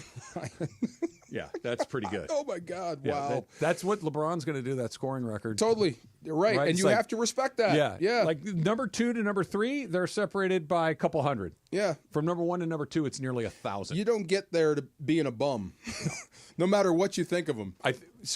Okay, let's say he gets his 3,000 case, which by the way is not a slam dunk. Right? It's just not. Isn't that 32? 32 more strikeouts? Yeah, but he's got to pitch 45 innings to get there, probably. He's going to get that this year if he stays healthy. 45 innings is a lot of innings, DeMarco. Wow. How many innings per start do you think he'll average? Maybe 5? That's 9 starts? He needs 2 years to get 32 strikeouts, then you should retire. Well, here's the thing. Yeah. Just simple math. Okay, so he needs 32 strikeouts. Yeah. He's not going to get a strikeout in an inning. He's not. True. Not at this point in his career, he's not. So let's say it's 1 per start? No, it's more than that. Okay. It's probably like 1 every other inning or 1.5 every 2 innings, something like that. Right. So let's say he's got to get to 45 or 50 innings to get his 32 Ks. Okay, which sounds like about right. No, I'm comparing to what he just did. Right. Well, you can't. You got to look. Then I'm going to Yeah, go ahead. Yeah. Is he going to pitch 50 innings? Because he's only going to start, I think. And if he pitches 5 innings a start, that's 10 starts. He's not getting 10 starts. Wow. It may take him 2 years to get 3,000 hits. Or he's got to have a night where he pitches 7 innings and he strikes out 10 or 11 guys. I still think that guy's in there somewhere. I hope or you're that's going to what bump it is. into a team that's just not hitting someday. What do you do? I got 2,994 strikeouts and season ends. Now what? Go back again for 3,000. One more year. Yeah. One more. Okay, now we're getting into weird territory. Come on, man. Right? It's 3,000. It's round Fred numbers. McGriff left with 499 homers. How do you do that? I don't know, but he did. I can't do that. I got to round that off. Yeah. Didn't Pujols get really close and have to come back the next year? Yeah. Yeah. That's the most recent round. Like some sort of a round number of home runs. It's going to be really interesting how much... how many innings he gets, the K rate, and if he's close to it, how they handle it. Because oddly enough, I think he's one of the few guys you don't have to massage across the finish line. I think you can kind of go for it with him because I don't think he's one of your guys in the postseason. I just don't think that if they're at that point in their team where Clayton Kershaw has to take the ball in a big playoff game, something weird has happened. And, one of the best lefties in the game. I'm holding everything. You're what? I said I'm holding everything because I'd be very nervous. If Clayton Kershaw is going to be pitching in the postseason, that is not good news. Oh, yeah. Oh, come on, Kershaw. Right? Exactly. That is come on, Crenshaw. Come on, Kershaw. Let's do it. He has the fourth most strikeouts for lefties. Is that it? Randy Johnson, Carlton, Sabathia, then him. So he's the fourth best lefty in terms of starters. If he goes to 3,000, he still would be fourth. You'd have to get over 3,100 to pass CeCe to be the third best lefty in the game. 3,100. That's not going to happen, right? Unless there's a bionic arm transplant that I pitched at Children's Hospital LA, then maybe. But if not, no. We'll have fun with the countdown. I'm looking for. I think he will get it, but I think it's going to be way closer than anybody's actually kind of stopped to think about. It's going to be like. We're not going to be doing a division race. We're not going to be doing a pennant race. It's going to be a Clayton Kershaw has 2,995 strikeouts, and we got 4 days left in the season. Is he going to get there? Maybe you bring him out of the pen at that point. Who knows? JJ Redick, Coach of the Year. Why not? Why not? That's next. It's Travis DeMarco, 710 ESPN. Come on, Crenshaw. The biggest show on the radio. Mason and Ireland on 710. You know what? I get so pissed off. I like a good mojito. I am amazed at the number of times I order a mojito and it's totally half-assed. Like, do these guys even know how to muddle? It's like nobody wants to muddle the mint, and so they just throw a sprig of mint in. I want well-muddled mint in a mojito. What do I have to do to get that? You have to exactly say the order that way. So this is my order if somebody says, what do you want to drink? I'll say, I'll have a whiskey sour with Maker's Mark in a rocks glass with ice. Ooh, specific. Because if I don't say that, they will bring me like a high glass with a little dainty garnish on it with no ice. Yeah. You need to say, muddle it. Muddle! And if the bartender's any good, he'll know. Yeah, I want a good mint muddler. The OGs of LA Sports Radio. Next at noon. Mason and Ireland on 710 ESPN. Cap here. Here's the scenario. Your home is flooded and the damage is severe. Now it feels like your insurance company is turning on you. They won't approve a replacement living arrangement and the adjuster leaves you in the lurch. Take a breath and call Avner Gatt. With years of experience and a passion for helping people, if you've got water damage at home, call Avner Gatt today. 818-917-5256 or avnergatt.com. That's 818-917-5256. Avner Gatt. Your claim, our game. Hello, I'm Richard Navarro, General Manager at Fleming Steakhouse and Wine Bar in downtown Los Angeles, where unforgettable dining meets the heart of the city. Whether it's prime steaks, fresh seafood, or your handcrafted cocktail, we're here to make your next experience out exceptional. Call us today at 213-745-9911 to reserve your next table. We're open for lunch and dinner. Fleming's, where great steaks, good times. Call at 213-745-9911. Hey, it's Mace, and there's no better place to watch sports than Cosm. The Cosm Dome has got massive high-resolution display. It creates the ultimate immersive experience with a massive wraparound screen that throws you in the middle of the action. The Cosm Hall features wall-to-wall exciting pro and college games. Catch all the heart-pounding excitement of both the NBA and NHL playoffs. Secure your tickets now at Cosm. That's COSM.com and experience the game like never before. Cosm.com.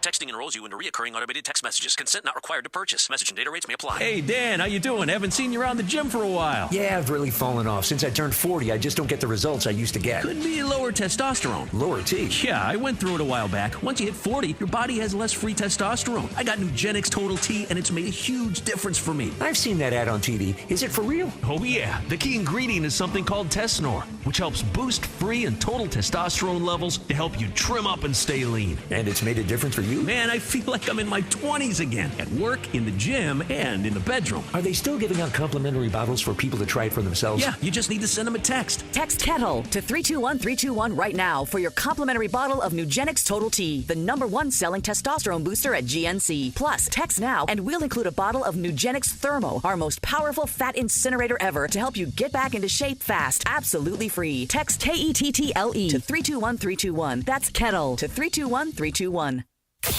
And yes, welcome to the Travis and DeMarco Show. Now mornings, 9 a.m. to noon on 710 ESPN. Your destination for LA sports. Let's get back to the fellas. The Travis and DeMarco Show continues right now.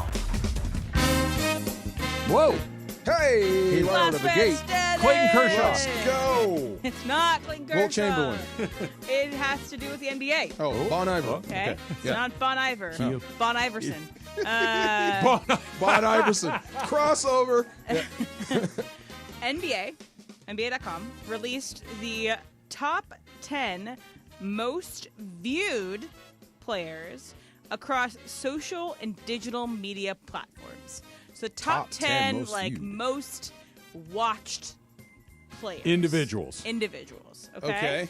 So for the season that just finished up the regular season. And I'm going to start with Jorge. That's weird. Steph Curry.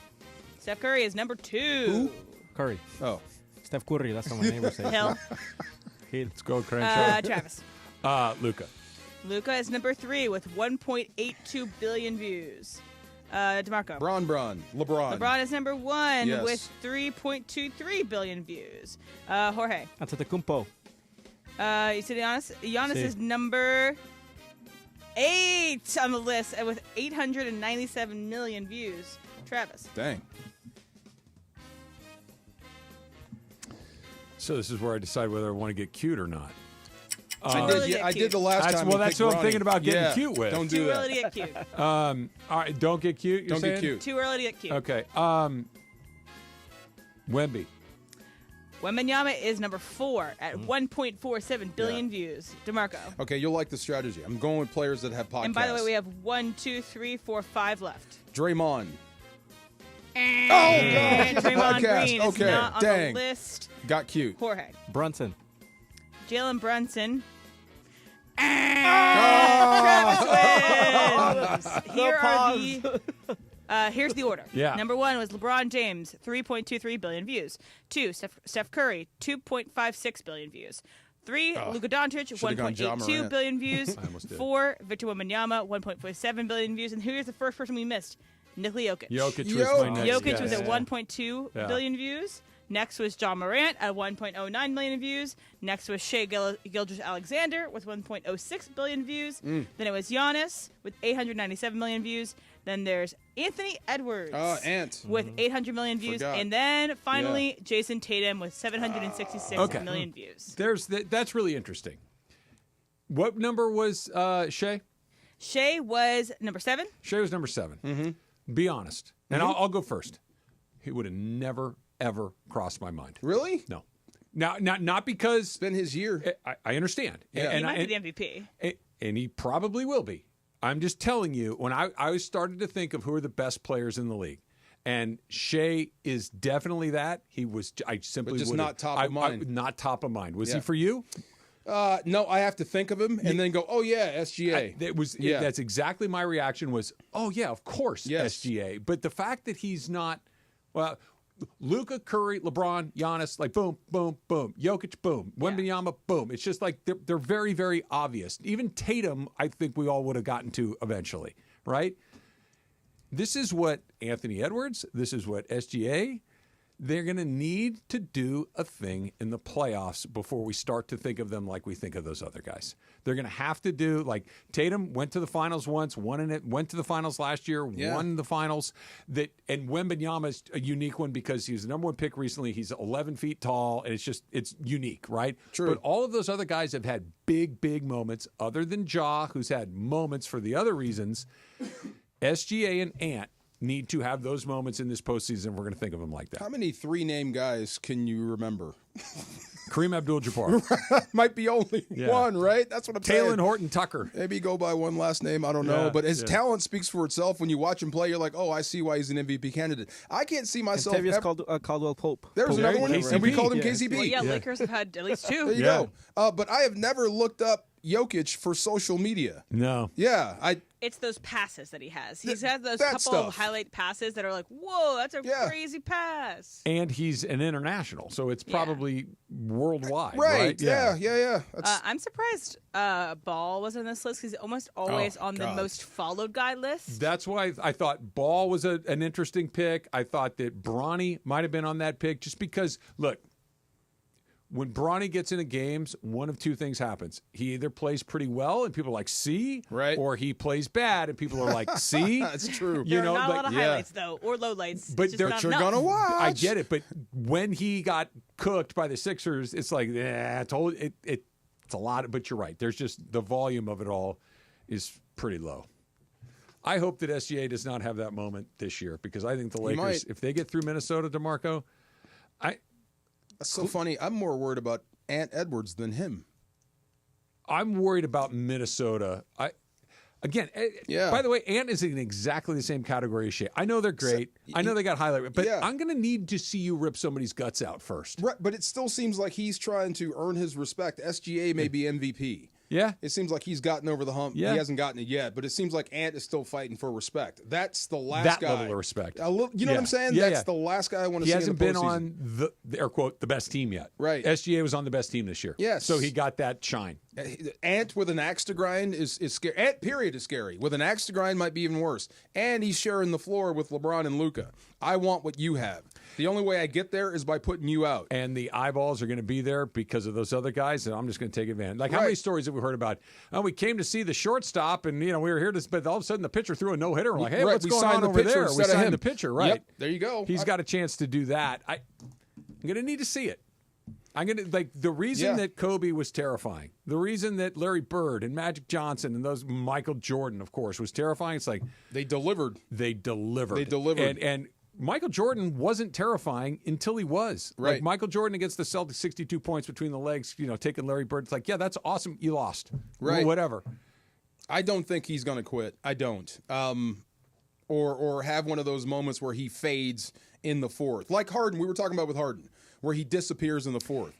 I don't think you're going to see that out of this guy. If anything, maybe you may see he's trying too hard. It might be out of control.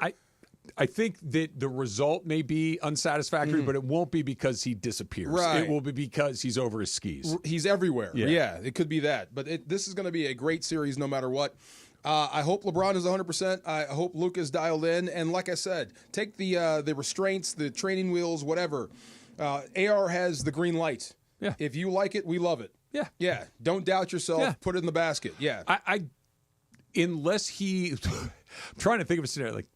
Let's say LeBron took 12 shots, Luka took 10, and Austin Reeves took 25. Then it's like, all right, we're going to have to recalibrate that a little bit. Well, yeah, you're right. If they won, great point. Did they win? Yeah. If they won, then keep it. But keep going. If they didn't, it's like, okay, we love you, bro, but them first, then you. Yeah, you're the third star. Yeah, not number one. But if it comes to you, if they all took 15, all right.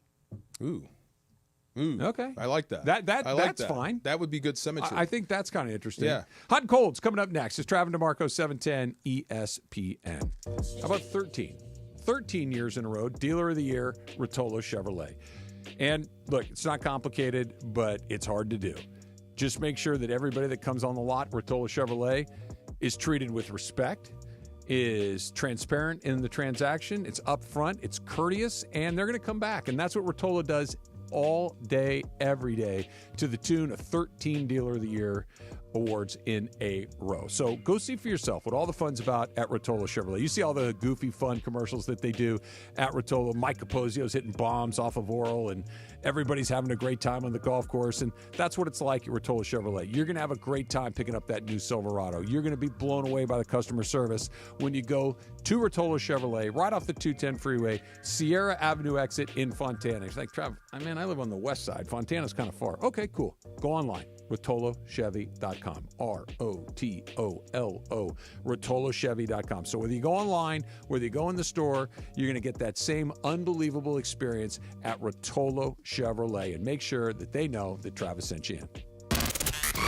The Black and Gold are fresh off a win at BMO Stadium, thanks to this rocket from Sergi Palencia. Shot it in! It's Sergi Palencia, the rebound! LAFC gear up for another Western Conference road battle Saturday night. Palencia with a blistering one-time shot! Los Angeles Football Club visit the Portland Timbers. Sergi, I didn't know you had that rocket in your right foot. I didn't know either. Coverage starts Saturday at 6:30 p.m. on the ESPN LA app. Don't navigate the legal system alone. Hey, it's Travis. At the personal injury law offices of Joseph S. Normand, they will fight tirelessly to get you the max compensation you deserve. Joe and his team understand the emotional and financial toll that an injury can take on you and your life. Call 213-747-2000 or visit normandlegal.com. The law offices of Joseph S. Normand have helped thousands of people like you recover millions of dollars in settlements and verdicts. Visit normandlegal.com or call 213-747-2000. Your recovery is their priority. Festival season fashion. Country fans in boots, pop fans in their sneaks, and I in my stretchy pants because jelly beans. Now your top reasons to visit Morongo. Easter freebie. Get a free stuffed Beanie Bunny on Easter Sunday. Number 2. Big League gift giveaway. Get a sandproof picnic blanket when you earn 500 points on your rewards card the 22nd. And the number 1 reason. Fog Hat. Live May 22nd.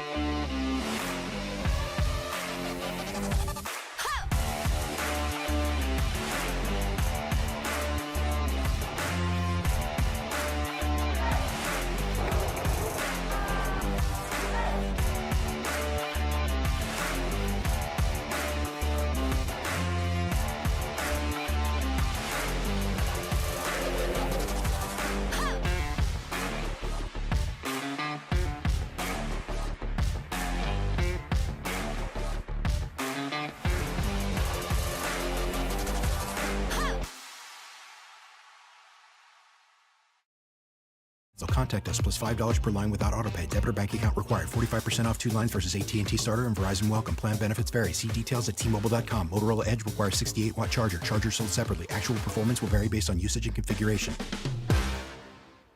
All power, zero compromise. Ego cordless outdoor power equipment features advanced lithium battery technology that exceeds the power and performance of gas without the noise, fuss, or fumes. From blowers and trimmers to mowers and pressure washers, one battery powers over 90 tools. No wonder it's the #1 rated brand in cordless outdoor power. Power beyond belief. Visit egopowerplus.com to learn more or to find an Ego retailer near you. That's egopowerplus.com. I had the worst dream last night. You were in a car crash, and the kids and I were on our own. We had to move out of the house because I couldn't afford it anymore. That's awful, hon. My brother got life insurance from Ethos, and it only took 10 minutes. And he got $2 million in coverage for around $2 a day. It's all online. No medical exam. He just answered a few health questions right from his house. Ethos, here we come. Visit ethos.com/game. That's ethos.com/game. Sample rate is a 10-year term life policy for 35-year-old healthy, non-smoking male. Billed monthly. As you know, we've welcomed a new partner here at 710 ESPN, NextGen. NextGen, the official AC, heat, and plumbing company of SoCal sports fans. You're as cold as ice. Call 833-3-NEXTGEN, NEXGEN, or visit nextgenairandplumbing.com. Time for our feature we do 3 days a week. Who's hot? Who's cold? Thanks to NextGen. Boy, time for Who's Hot? Who's Cold? Take it away, Producer M. Oh, hi. Hi. Yabaseo. I'm just letting you guys all do this now. Okay, so what's hot is keeping the primary thing the primary thing. Okay, so Michael Strahan was on a podcast with Monica McNutt and Carmelo Anthony. And it's Carmelo Anthony's podcast. And he was talking about, Monica asked him about players across sports and their media side gigs, basically. Their media forays while still being active athletes in the league. From as successful as Travis Kelce and Draymond Green, all the way down to different types of players. And Michael Strahan said this about what these players should be thinking about. He says, don't mess up your primary thing thinking about your secondary thing. Draymond has been playing a long time. He wasn't doing this the first few years in the league. Draymond knows what he can do, how he can do, and how he can turn the switch on and off. He's able to compartmentalize now, and when you're a young 20-something-year-old player, I don't think you're ready, especially if you're truly committed to what you're doing. Yeah, I think that's the key part of this. And I know that things are changing, and they're changing really fast. And, Emily, your generation has a different relationship with technology than DeMarco's and mine does, and that people that are even just 10 years younger than you have a different relationship with it than you do. And it's just, they're so facile with it. It's so easy to do, and they're good at it, right? A lot of people are good at it. That it's like, oh, I can do this without giving it a ton of attention. But DeMarco, you can speak to this. Being a professional athlete is not a part-time gig, man. It's not something you do without having every last ounce of your life poured into it. No, but it is doable, though. You can do it. You can do both. Even as a young guy? But even as a young guy, you can do it. But you do have to keep the main thing the main thing. Yeah. You have to put your focus and your attention on that. That has to be good. The other, one follows the other, not the other way around. Right. Yeah. If football was following your media career, you wouldn't have a football career. You'd be gone. Let's say Jared Verse showed up last year. And before he'd played a down, he's got a podcast that he's doing after every practice. Might be a problem. That's what I'm saying. Might be a problem. It's just. Look, I get it. You're a first-round pick. You're an incredibly talented guy. We have big expectations. Like, dude, I spend half hour after practice. What's a big deal? Yeah. And I don't think it's a big deal. But at the same time, it's like everybody's looking like, dude, you better not miss a trick. Yeah, I remember Tiki Barber was playing and going into a studio and doing actual. And it was a big deal. Big deal. Yeah, that's a lot. That's burning. But if you've got a studio in your garage and you're at home, okay, I can understand that. Strahan made this point too of like, even if the podcast, the social media is not the reason that you lost, it's going to be blamed for why you lost. And also blamed for why you're not a good leader. So Strahan was talking about what he was as a leader. He's like, I didn't have to do these things. I did these things because I'm a leader. Yeah. I didn't have to go and run extra 40 yards. I didn't have to go and push every practice because of how talented he was. He did it for everybody else in the team. Well, here's the flip side of this, I think.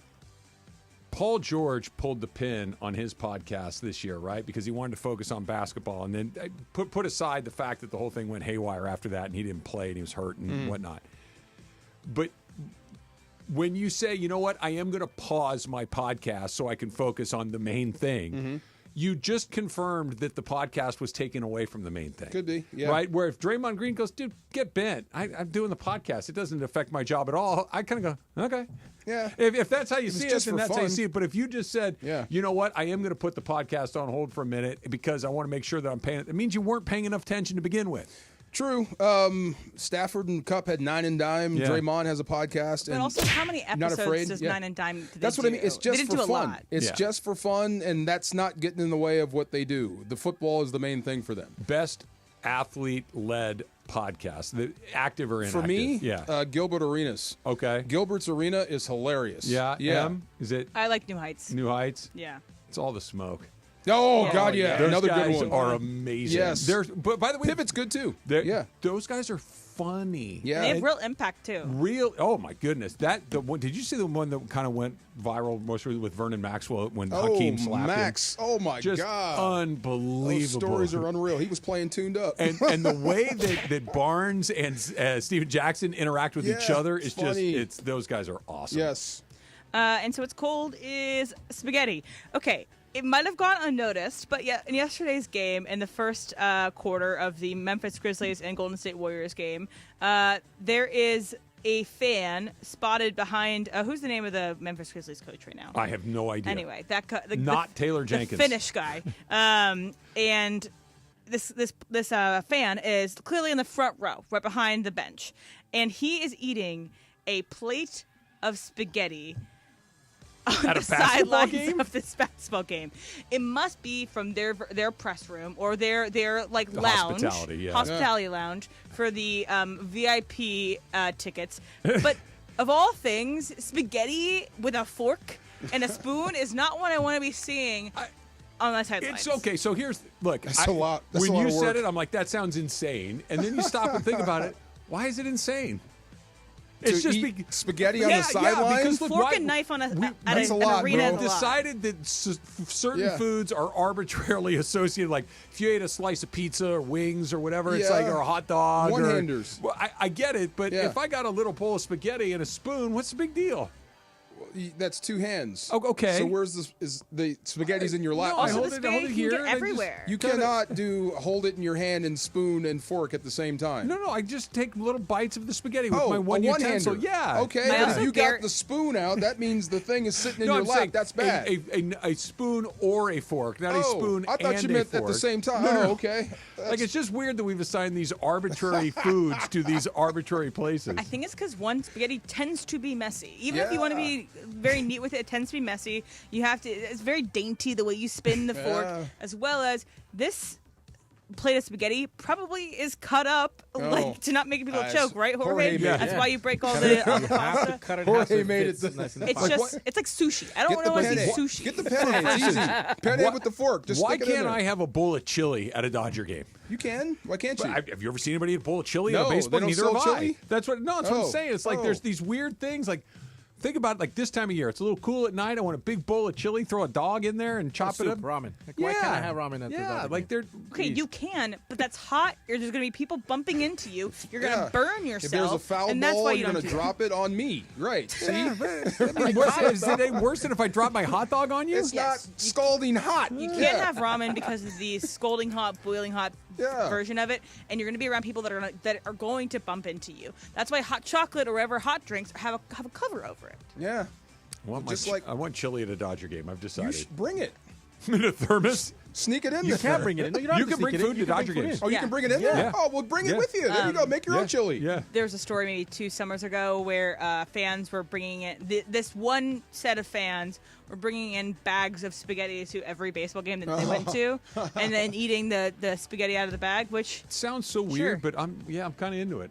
I'm kind of into Chili it. at a baseball I'm game. trying to think like what's the most out of bring T-bone steak to a baseball game. Why not? Nothing you have to cut with a knife and a fork. Like a caveman. I'll just pick it up and take a bite out of it. Oh my god! T-bone steak. Yeah, it's like the Sylvester the cat, where I dip it in my mouth and I come out and What just about the bones go. Ribs, oysters? baby. Oysters. You're not having oysters at a game. You cannot eat Shit, oysters what at if a you just sporting put them in event. like a helmet?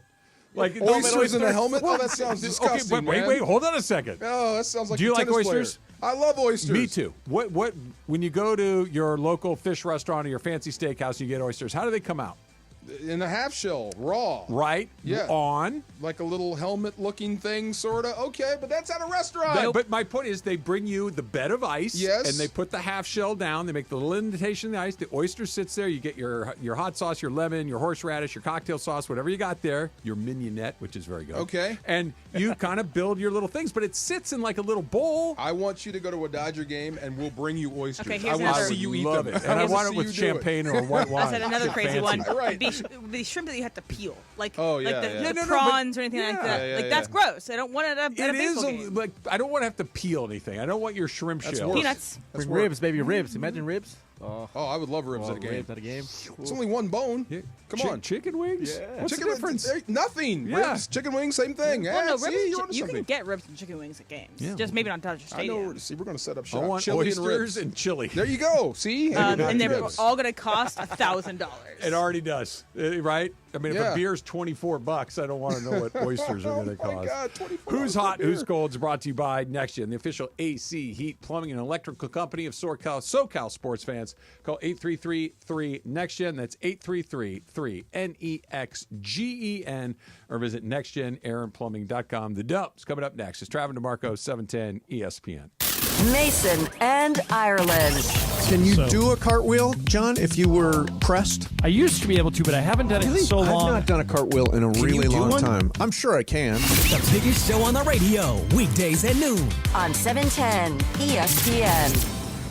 Accident or injury, call Jacob and Ronnie. Call Jacob. Hey guys, what's up? It's George Sedano. Waiting is never fun. Usually nothing good happens when you wait. My friend Jacob in the law offices of Jacob and Ronnie want to make sure you don't wait after an accident. Immediately after an accident, before talking to the insurance company, call Jacob, man. Jacob and his team will do all the work, make all the phone calls, handle the paperwork, set up the doctor's appointments, whatever the case may be. And when you speak to the insurance company first, it's a big mistake. Because you know why? They may later use your words against you. However, Jacob and his team, they'll guide you through the process, get you the compensation you deserve, and you don't have to pay Jacob unless he wins. Nothing out of pocket. Free. Gratis. So if you're injured in an accident, the first name, the first thought, the first call should be Jacob. Jacob, Jacob, Jacob. The consultation is free. That's right. free. I told you, gratis. Don't wait. Call Jacob 24 hours a day at 844-24-JACOB. That's 844-24-JACOB. Call him, 844-24-JACOB, or visit him online at calljacob.com. Call Jacob.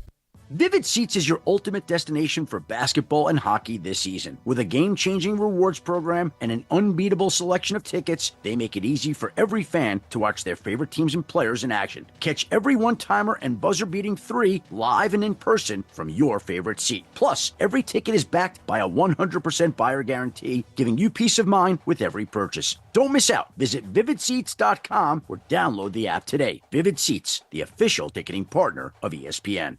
Every great team has its core players, but when the season gets tough, adding the right free agent can make all the difference. The same goes for business. At Robert Half, we found that 67% of companies surveyed plan to increase their use of contract talent to handle workload peaks and backlogged projects. With Robert Half's specialized recruiters' experience, combined with our award-winning AI, you can quickly find the skilled candidates you want. At Robert Half, we know talent. Discover how we can help at roberthalf.com/talent. It's time for everything we haven't gotten to today. Yes, it's time for the dump.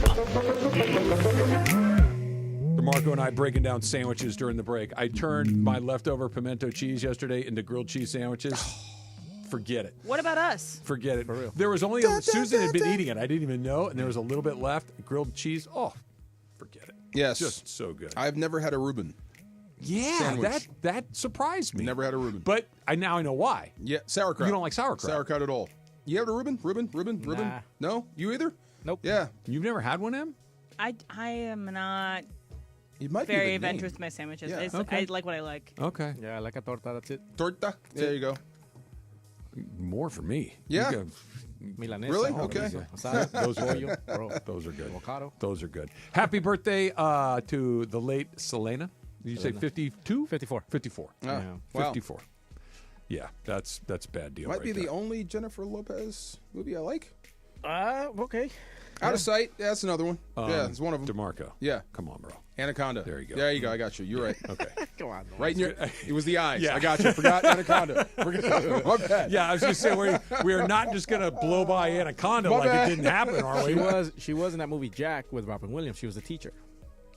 I don't think I've seen that Yep. one.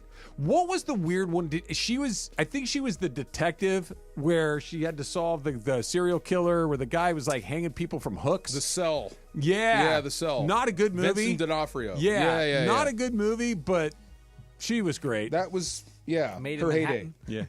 Yeah. Oh, Made my in God. Manhattan. Yes. I've told the story. I'll tell it again. Where I sat when I did Laker pre-half and post was directly behind one of the baskets, okay? Like right at the corner where you go from baseline to sideline, right there.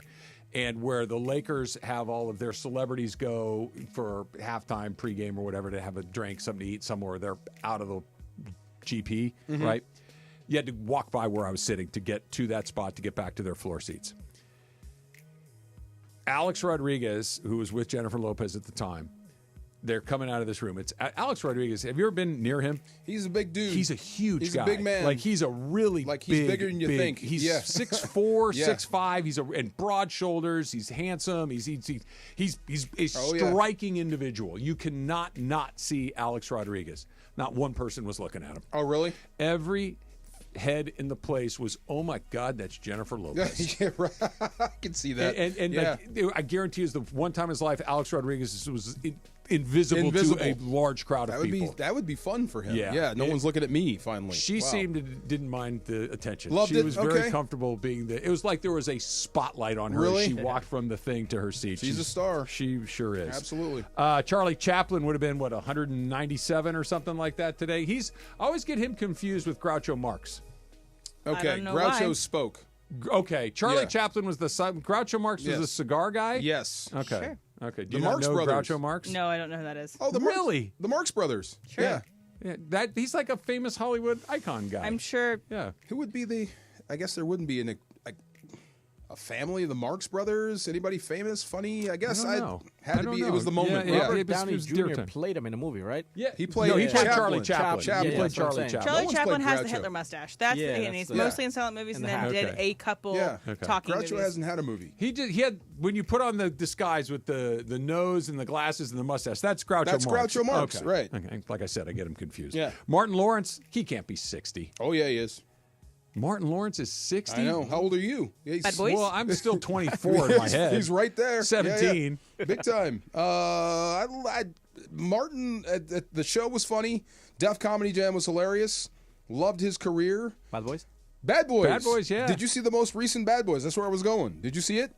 No. No? Okay. Nope. Yeah. Checked out Was it any after good? The second one. It's if you like Bad Boys, same thing. If you like Lethal Weapon, that sort of Same kind of thing. movie. It's a buddy comedy. Yeah, it's just I don't like interesting. people that I feel in my head are in their 30s being 60. Yeah, because it makes you look at yourself. Yeah, that means nothing but bad things for me. Like for whatever reason, I'm okay with Kareem Abdul-Jabbar celebrating his 8th birthday Because today. he's always been old to us. He's been old to me my entire life. Yes. So when I first got exposed to Kareem, he was probably 30 something. I right? mean, it's 35. like you turning 80 this Stop year it. that it makes sense to me because you've Right. always been so much older. Kareem is 78. Good for him. He was out at the Jackie Robinson celebration yesterday. Awesome. I had no doubt he'd be there. Yeah. Yes, good for him. Yeah, he. I wish he would have had a slightly different relationship with the public and the press earlier in his life, and I think we would have a different relationship with him now if that had taken place. He's a 7-footer, man. I They're know. different. And I understand I understand why he felt the way he felt for a million different reasons. Race, obviously, being at the top of the list, but he does not get the credit he deserves. Really? I don't think so because people didn't like him. He was difficult. He was grumpy. He was not Magic Johnson, who everybody loved, and Magic was And a little bit pretentious, right? but not pretentious. If to me, and you tell me if you guys agree with this. To me, pretentious means you're putting on these airs and this pretense of something that you're not. Kareem is an intellectual. He's just learned. Like, he's a very learned guy. Yes, he is an intellectual. He is And a curious about the very world. bright, curious, thoughtful, deep-thinking individual. He wasn't acting that. He just was that. That was him. Yeah. I've never not liked Kareem, though. A lot of people did not Did they? like Kareem. Okay. I've never like, not liked him. Kareem had weird relations with his own teammates. True. Yeah, like yeah. it was he just wasn't warm and fuzzy. He wasn't easy to like. Who did he beat up? Did he beat up Parrish or Kent Benson was the one that he punched and got suspended. is that the with. one where he socked the guy? Okay, yeah. Ken or Kent Benson. I forget who it was, but Wow. yeah. Bill Belichick turns 73 years old today. I would imagine he has some sort of social media announcement Another coming picture? soon. Will there be 73 candles that he has to blow out? What a weird place Bill Belichick has found himself in. They're going to be good, right? What's weirder, his birthday or hers? When he's got 73 candles Well, and she's look, got 24. There's nothing weird about being 73. There's nothing weird about being 24. It's when you put them together that you go, Right. okay. Happy birthday, Like, honey. okay, Blow out yeah. your 24 candles. It's a lot. I wish I could help you. What's Akon, Em? Who is Akon? The rapper, singer. Yeah, the rapper singer. Akon, Locked up, they won't let me out. 52 today. That Is he really? Yes. You know, he is responsible for Lady Gaga. Oh yeah. Yes. True. Did he? That's his discover artist. her? Yes. Oh. And Producer for, I don't know if he's still connected with her at all. I think he might be. But Yeah. Let me out. Yeah, at his own career. Very successful. Does a lot of work in Africa. Okay. Yeah. I think he's married more than once. Okay. Well, Yeah. He's not alone in that. That's all right. That happens. No, I mean at the Yeah. same time. Oh. Yeah. Well, look. As long as everybody's looped in, I guess it's cool, right? I mean, it's like, it's called being open now. I'm. You do you. As long as everybody's on the same plan, knock yourself There you out, go. right? Yes. It's just when you got a thing going and not everybody knows that That's a your problem. thing's going. That's when it gets That's a an little issue. complicated. Entanglement. Is Yes, that what we're yes, calling it? Yes. Entanglements can become entangling. Yes. Today in 1983, I remember this. Steve Garvey set the National League record by playing in 1,118 consecutive games. I believe that broke Stan Musial's record at the time, and I believe, if I'm remembering this correctly, it bummed me out because he did it while he was a member of the San Diego Padres. Wow. Okay, that would Yeah. suck. Yeah. And I remember thinking, I think he was on the cover of Sports Illustrated the next week. It was one of those things like, really? And it had already broke. I think when we talked to Garvey a couple of weeks ago, I told him, I said, you broke my heart when I was a kid and you went to the Padres. He's like, well, they made me a pretty nice deal. I'm like, yeah, I know, but I didn't know that. I was 12 years old. I'm a kid. Yeah, right. I needed you to be a Dodger for the rest of your life. Forever. Wow. I'm still shocked he's not in the Hall of Fame. 10-time All-Star. Most valuable player. MVP. He's 4-time Gold Glove. Yeah, 2-time World Series champion. Yes. Yeah. I would have lost everything if I would have bet. Like, is Steve Garvey in the Hall of Fame? I would have said yes. Yeah. He's not? Quite frankly. And I'm not. This is not my opinion, but he really never got close. Okay. Yeah. 42% of the vote. Yeah. And as low as 20. You need 75. Shocking. Yeah. Steve Garvey, he seemed like he was everywhere when he was a player. Of our era. It's famous to us. Yeah. Oh, okay. Yeah. Makes sense. Biggest draft bargain in NFL history, possibly today in 2000, with the 199th overall pick, the Patriots selected Tom Brady. Tom Brady, yeah. That's the best draft pull in history, the greatest find of all time. Yeah. Who knew? Yeah. Who knew? Do you give Belichick credit for finding him or Michigan credit for not knowing? Who was it Drew Henson that he was battling with at Michigan? Yes. Yeah. And Drew Henson was like a part-time baseball player too? Maybe the light bulb came on for Brady later on, but I mean... Whoever said we'll take that guy gets the credit. Was that Belichick? It had to be. Belichick ran everything. The thing you give Belichick credit for the most is even when Drew Bledsoe came back, he said no. This guy, no, right? We're gonna let I this know. roll. Did you see Tom? You've seen Tom Brady's combine video, right? Oh, where he looks like an unmade bed. Yeah, I've seen it. Makes me feel better about myself. Put those biscuits back in the oven. They're not done. No, he's not like if you saw him on the beach, you'd be like, okay, whatever. That's not an NFL quarterback. No, yes. No. Super Crosstalks coming up next. Go Hawks. Steve Mason and John Ireland. Mason and Ireland, today at noon after Travis and DeMarco. I would run through a wall for JJ Redick. Well, I think that... No, I mean just me as a talk show. I would literally run through a wall for JJ. We should make that happen. See that, yeah. Yeah. Somebody find a wall. Believe me, I think there's plenty. We'll find one of them around here. I can run into it. The OGs of LA Sports Radio. That's Mason and Ireland. On 710 ESPN. Pizza City Fest returns to Los Angeles at LA Live on Saturday, April 26th and Sunday, April 27th. The festival offers a stellar lineup of Southern California's best pizza makers in one location, giving fans the unique opportunity to taste, see live demos, and attend panel discussions with culinary experts over 2 days at LA Live. Get more info and buy tickets now at LALive.com/Pizza City Fest LA. Once again, that's LALive.com/Pizza City Fest LA. Ready for a delicious escape? The New Islands Restaurant's $10 protein bowls are your ticket. Packed with over 40 grams of protein and stacked with fresh ingredients. They're only here for a limited time, so enjoy one today. Visit islandsrestaurants.com. Have you heard? Kohl's has 2 exclusive new home brands, Mariana and Mingle & Co. From luxe favorites that are all about turning your space into a sanctuary to fun mix and match dining essentials, there's so much to discover, and trust me, you're gonna love everything. Plus, you can get an extra 15% off throughout the store and earn Kohl's cash. So hurry to Kohl's today and bring it home for less. Select styles, some exclusions apply. Offer ends April 19th. See store or Kohls.com for details. Wesley Financial Group is not a law firm. Are you a victim of the timeshare trap and think there's no way out? I'm Chuck McDowell, founder of Wesley Financial Group, the original timeshare cancellation expert. And I'm here to tell you that there is a way out. All you need to do is give my office a call. I will send you a timeshare exit information kit absolutely free, explaining how the timeshare industry works and your options for cancellation. Now for your free info kit, 800-848-1331. That's 800-848-1331. ESPN AM 710 Los Angeles. KRDC AM 1110 Pasadena, Los Angeles. K256CX 99.1 FM Pasadena, Los Angeles. It's the greatest segment in LA sports radio history. Oh my God. When the shows come together for magic on the radio. It will only grow stronger. It's time for Super Crosstalk. Whoa. That is it. That might be the leader in the clubhouse for Emily giving me the "Are you really this stupid?" look in the times that we've worked together. What happened?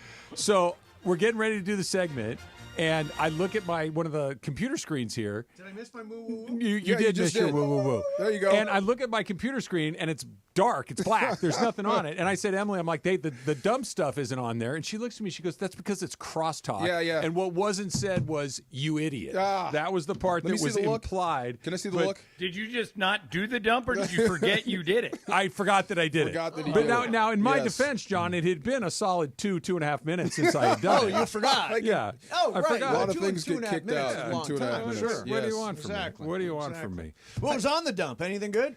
It is, what did we talk about Jennifer in the dump today? Lopez's Jennifer birthday. Lopez's birthday, Yes. Selena's birthday today. Oh, wow. Groucho Tom Brady. Marx. Tom Brady, yes. Yeah. Tom Brady's birthday? Tom Brady's draft day. Draft day, yes. It's Kareem's birthday today, right? Yeah, we talked about birthday. Kareem. John, we were talking about Kareem, and I said that had Kareem had a different relationship with the public when he was a player, we would have much different feelings about Kareem now than we do. Is that accurate? Yeah, he's a much more approachable, nicer guy as he got older. When he was younger, he didn't know what to do with the media, didn't know what to do with fans. He admits that. Now he's completely... Matter of fact, Mace, you had him out to your theaters. Yeah, my movie and theaters. he was perfectly pleasant. Yeah, right? he had a movie called They Might Be Giants, I think it was. Something like about that. Tuskegee Airmen, right? No, it was actually about the team, the beginnings of the Harlem Globetrotters. Oh, no way. Okay. Great documentary. And we had him out at the theaters and packed a house, 500 people to see Kareem. He did a Q&A afterwards. that's cool. He signed stuff. Super cool. What always grabs me about him is I saw him that day. And he is... this is not a bulletin. He's very tall. Yes, he is. And no matter where he goes, you see him.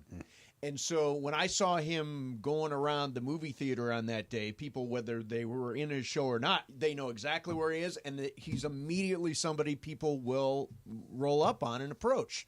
So I think it's hard to be. I mean, it's to not be even, the center of attention every day for your entire life, and be a completely recognizable face. Yes. You can't shrink at 7 feet. No. Yeah. You can't put on a disguise. They know who you are. It's like when we talk about the great players of all time, and Kareem is certainly on the very, very short list of that. To me, and maybe it's just me, he's talked about a little like there's this universal love of Michael Jordan, of people that love Michael Jordan. That same thing with LeBron James. That if you are a LeBron James guy, you are a LeBron. Kareem is more talked about with a little distance, with a little bit more of a respect of what he accomplished and understanding of it. But that deep, passionate love of the athlete always seemed to be missing when people talk about him. I think it's fair to call him an intellectual. Oh, for and sure. Sometimes intellectuals are standoffish, or they put you off because they're so like I don't get intimidated by a lot of interviews. I can remember having Kareem in years and years ago and thinking, I don't want to ask the wrong thing. Right. It's like blue wire, red wire. I don't want to say the wrong thing. But he's past that now. But he was very much that guy and held everybody at a distance. How much of it was the juxtaposition of being teammates with Magic for so long? Oh, sure. Who was the exact opposite of this? Wow. Yeah, the opposite, gregarious and did that all heart. John, do you think that had a lot to do with it? Yeah, and also I think that when he got out of basketball, he couldn't believe that nobody would hire him. Yeah. He wasn't a coach. He wasn't a broadcaster. He was the NBA's all-time leading scorer, and yet he was so standoffish that nothing fit. I remember when I started my play-by-play career with the Clippers, and I was doing games for a few years for them, and I was on a bus, and they had hired him to work with Michael Olowokandi, who was really raw. Mm-hmm. And I was in the second seat. Kareem was in the first seat. And I asked the question I always ask whenever I see Kareem, why has no one ever tried to copy the skyhook? And I go, like, Olowokandi, why don't you teach him the skyhook? And he, without even turning and looking at me, he said, no one is interested in what I have to say. Wow. And that was kind of his attitude. Didn't he work with Bynum, too, at one point? Yeah, same thing. He said Bynum, he taught Bynum the skyhook, and then Bynum didn't use it. Yeah. The interesting thing about Kareem is I got hired. There was a guy I used to play basketball with. He's a doctor, a podiatrist named Michael Levi, great guy. And he said, hey, I'm having Kareem come speak to the medical school, about 100 people. Would you come do a Q&A with him and just kind of host it? Because I don't think unprompted, Kareem will give a very good speech, but if you're asking him questions, I think it'll be interesting. And he could not have been better. And I started playing a game, and I want you guys to play it now. I started thinking of people in the world who Kareem had not met. Okay? Oh. So I said to him, did you meet Martin Luther King? Yeah. Did you meet Jackie Robinson? Yeah. The one he didn't meet was JFK. Okay. Because JFK died too early. Right. He died when Kareem was in high school. But even in high school, Kareem was famous. Do you ever meet the Pope? The Pope, yeah. Yeah. I don't. Yeah, that's a good one. JP2. But think about it. Nicknamed him JP1. Wherever you have that Kareem is, We're trying to stump him. if there's someone in the room more famous than him, they just go introduce him to Kareem. That is absolutely true. Yeah. Yeah. Yeah, there's that famous picture of him. Was he a high school player? Him, Ali. Oh, I don't think he was in high Jim school. I think it Brown? was early in his NBA career or at UCLA. Maybe where at it's UCLA. Jim Brown, Jim Muhammad Brown, Ali, Muhammad Ali, yeah. and Bill Russell. Yeah. Yeah. I think he was. Who were they supporting? I don't. It was Do you civil remember that rights photo, related. John? It was civil rights related. I'm trying to remember. Yeah. What happened was they didn't want him to go to the '68 Olympics. Right. And he was still at UCLA, and he would have been the best player on the team. And he elected not to go. And it was with Bill Russell and Jim Brown. And basically they had all the black athletes that were the faces of their various sports. Muhammad Ali organized it. The Cleveland Summit. Yeah, get together and basically decide we have got to do something about the way black people are being treated in this country. And in order to draw attention to Kareem never played in the Olympics. Because in '68, which would have been his Olympic year, he joined that Cleveland Summit. And then in '72, he was already in the NBA, and back then they didn't use pros. Right. So was it '64 when Ali won the gold medal and then 60, I believe. 60 in Rome. Yeah. And then threw it in the They were river? there for Ali. That's apocryphal, I think. I like the story. Yeah. Good. Were they It's there good for story. Ali? Isn't that what they stripped him? Yeah. I think that's Might part have of been. it. Yeah, okay. Might have been. I want to go back to something you said about Mace, was Rome in '60 and Tokyo '64, or the other way around? Rome was 60. Yes. And Tokyo was '64. Tokyo was 64. Mexico City 68 and Munich City, 72. Yeah.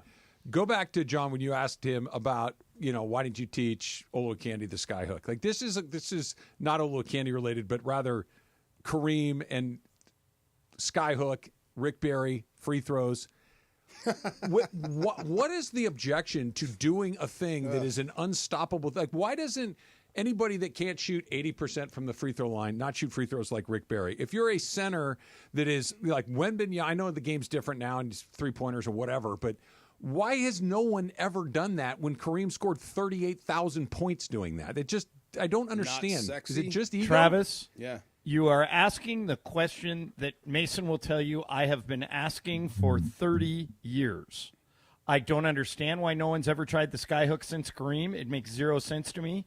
And Rick Barry, we've had him on, is willing to teach anyone, anywhere, how to shoot free throws underhanded, and he says they won't do it because they don't think it looks cool. Pride. Which is the Vanity. dumbest reason I've ever heard. If I was shooting 50% from the free throw line, I would put on a pink tutu if it made my I'd rather percentage stand go there and miss than what they would think How embarrass dumb themselves is with that? an underhand make or a granny style make. How do you guys shoot your free throws? I shoot them normal, but if I went, DeMarco, if I missed 10 in a row, I'd switch I'd to go anything underhand. that made it go in. Sure, why not? But we all shoot overhand because it's cool. No, but if we were professional basketball Professionals players and we're shooting 50%, 55%, right. and you're telling me I can make 80% or 75% shooting them underhand, why wouldn't this you? is not complicated. No, or I would get better at free throws. By the way, you want to talk about a chilly guy. Rick Barry. Really? Yeah. Whoa, Super Rick dude. Barry's got he blew me up one time Did he? when I was at Fox Sports Radio. I think I asked him something about pressure. And he jumps on me. He said, "There's no such thing as pressure. Pressure is self." I'm like, I'm just asking a question. We're talking, bro. The premise We're of just the talking, question. dude. Yeah, we're having Yeah. a chat. Yeah. There's no such thing as. I hate when people go after the question. So I had wasn't a bad question that I asked, but apparently I dialed the wrong phone number at one point and had not with Rick Barry, but with Reggie Jackson. Oh, he's another one. And had a really difficult exchange with him. Very prickly. So the craziest part about it is we had this was when I was producing Jim's show. And we had Reggie on the air, and Reggie's a terrific interview. Mm-hmm. Like, Reggie's really interesting. Always he's has opinionated. been. He's fantastic. And so the conversation ends. I pick up the phone, and I said, Reggie, thank you so much. Really enjoyed that. Is there a good way to get in touch with you if we ever want to do this again? He gives me this particular phone number, which at the time I didn't know it's his phone number. Right. So fast forward, I don't know if it's 6 months, it's a year, whatever it is. An amount of time passes.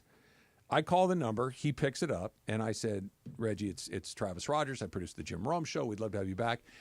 He lays into me for calling him directly. And how dare you? And everybody knows you're supposed to. He had an assistant at the time that you're supposed to go, a guy. And so it's, don't ever call you. How dare you? How dare you? Blah, blah, blah, blah, the whole thing. And I'm like, A, you gave me this number, Reggie. I'm just doing what you told me to do. And B, do you want to come on or not? Right. And he goes, sure, I'll come on. No, and he comes on, and he was terrific. Yeah. I pick up the phone after the interview's over, and I'm pissed off. And I'm like, yeah, thanks, Reggie. Talk to you again. I guess I'll call you. No, call me anytime you want. Oh, really? Like, After what all in the that? world are we doing You warmed here? up to it. Gave it to you. It's very strange. Travis and Mason have heard me tell this story, but DeMarco, I don't think you have. The most famous one of these is Trav, when Jim Rome started Rome is Burning on TV. Mm-hmm. One of my friends, Danny Swartz, was producing for him. And he arranged to have John Thompson, the old Georgetown basketball coach, on the show. And, like, right after he booked him, somebody they'd been going after forever came through, like Tiger Woods or somebody like Muhammad Ali, like some huge name. So Danny calls Thompson back, goes, Coach, I got to move you. And Thompson lays into him for 10 minutes. Says, I made plans. I'm having dinner. Oof. I'm recruiting.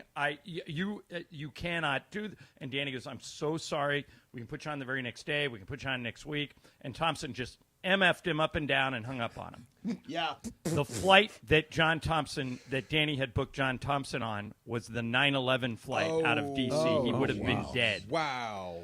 And Thompson called Danny back and apologized up and down and said, you saved my life. Wow. No, that's and I'm happy to do your show anytime. That's a story. And when he finally did get John Thompson on to the show, they talked all about that. Wow. That how sliding doors, how for sure he should have been. Not only should he have been on the plane, but he berated Danny to put him back on the plane, and Danny wouldn't do it. And because of that, he lived. DeMarco, did you ever blow up at a media person? No. But I did interview Kareem. Yeah. And I was just as scared as you were. Yeah. And I kept it to Game of Thrones. Like, what was it like meeting Bruce Lee? And he went off for like 20 minutes on that. Sure, I'm like, thank God I'm out of this interview. But right. never blew up on a guy. Years ago, I had a producer named Chris Visser. John, you I remember know Chris. Leslie Chris? Visser's brother. Yeah. And he was a guest booker. Like, he would that get was his you jam. Anybody. Yeah. That was his thing. So one morning, and he would surprise me. And he'd say, hey, so-and-so's on the line. And so one morning, he says, I was doing mornings then at the Mighty 690, and he says, Harry Carey's on the line. So I bring Harry Carey on, and we're talking, a little bit Cubs, a little National League baseball. All of a sudden, we're about 5 minutes into it, and Harry says, hey, I thought you said this was going to be 5 minutes. And I was doing 10 minutes with Harry, but I had no idea there was a time limit of 5. Oh. But he hung on there. Surprised Harry was able to differentiate between 5 and 10 at that point. He absolutely was. That's great. Yeah, look, when you do them all day, every day, maybe you're kind of like, Does blowing up on a TMZ guy count? Yeah, you blew up on a TMZ guy? Yeah, was it Harvey? Give me the scenario. We'll tell you if it counts or not. It's been erased. But what did you do? What did they do to get you to? I think that happens more than people think. Me and Michelle Smallman were working together, and we were walking in trying to find Kurt Menefee's party. Okay. This is the Super Bowl in Dallas with the snowstorm. Okay. She's got heels on. I got bad knees. I'm walking over snow, and I'm mad. I already parked the car, and then the valet told me to move my blanking car. So I went from 0 to 100, and it wound up on TMZ. Oh boy. Yeah. Oh, so you weren't you were mad at the valet. I already parked the car. Yeah. And he wanted me to move it so he could park it. And I handed him $50. Did they put it on TMZ? Oh yeah, it went out everywhere. And what was the spin on it?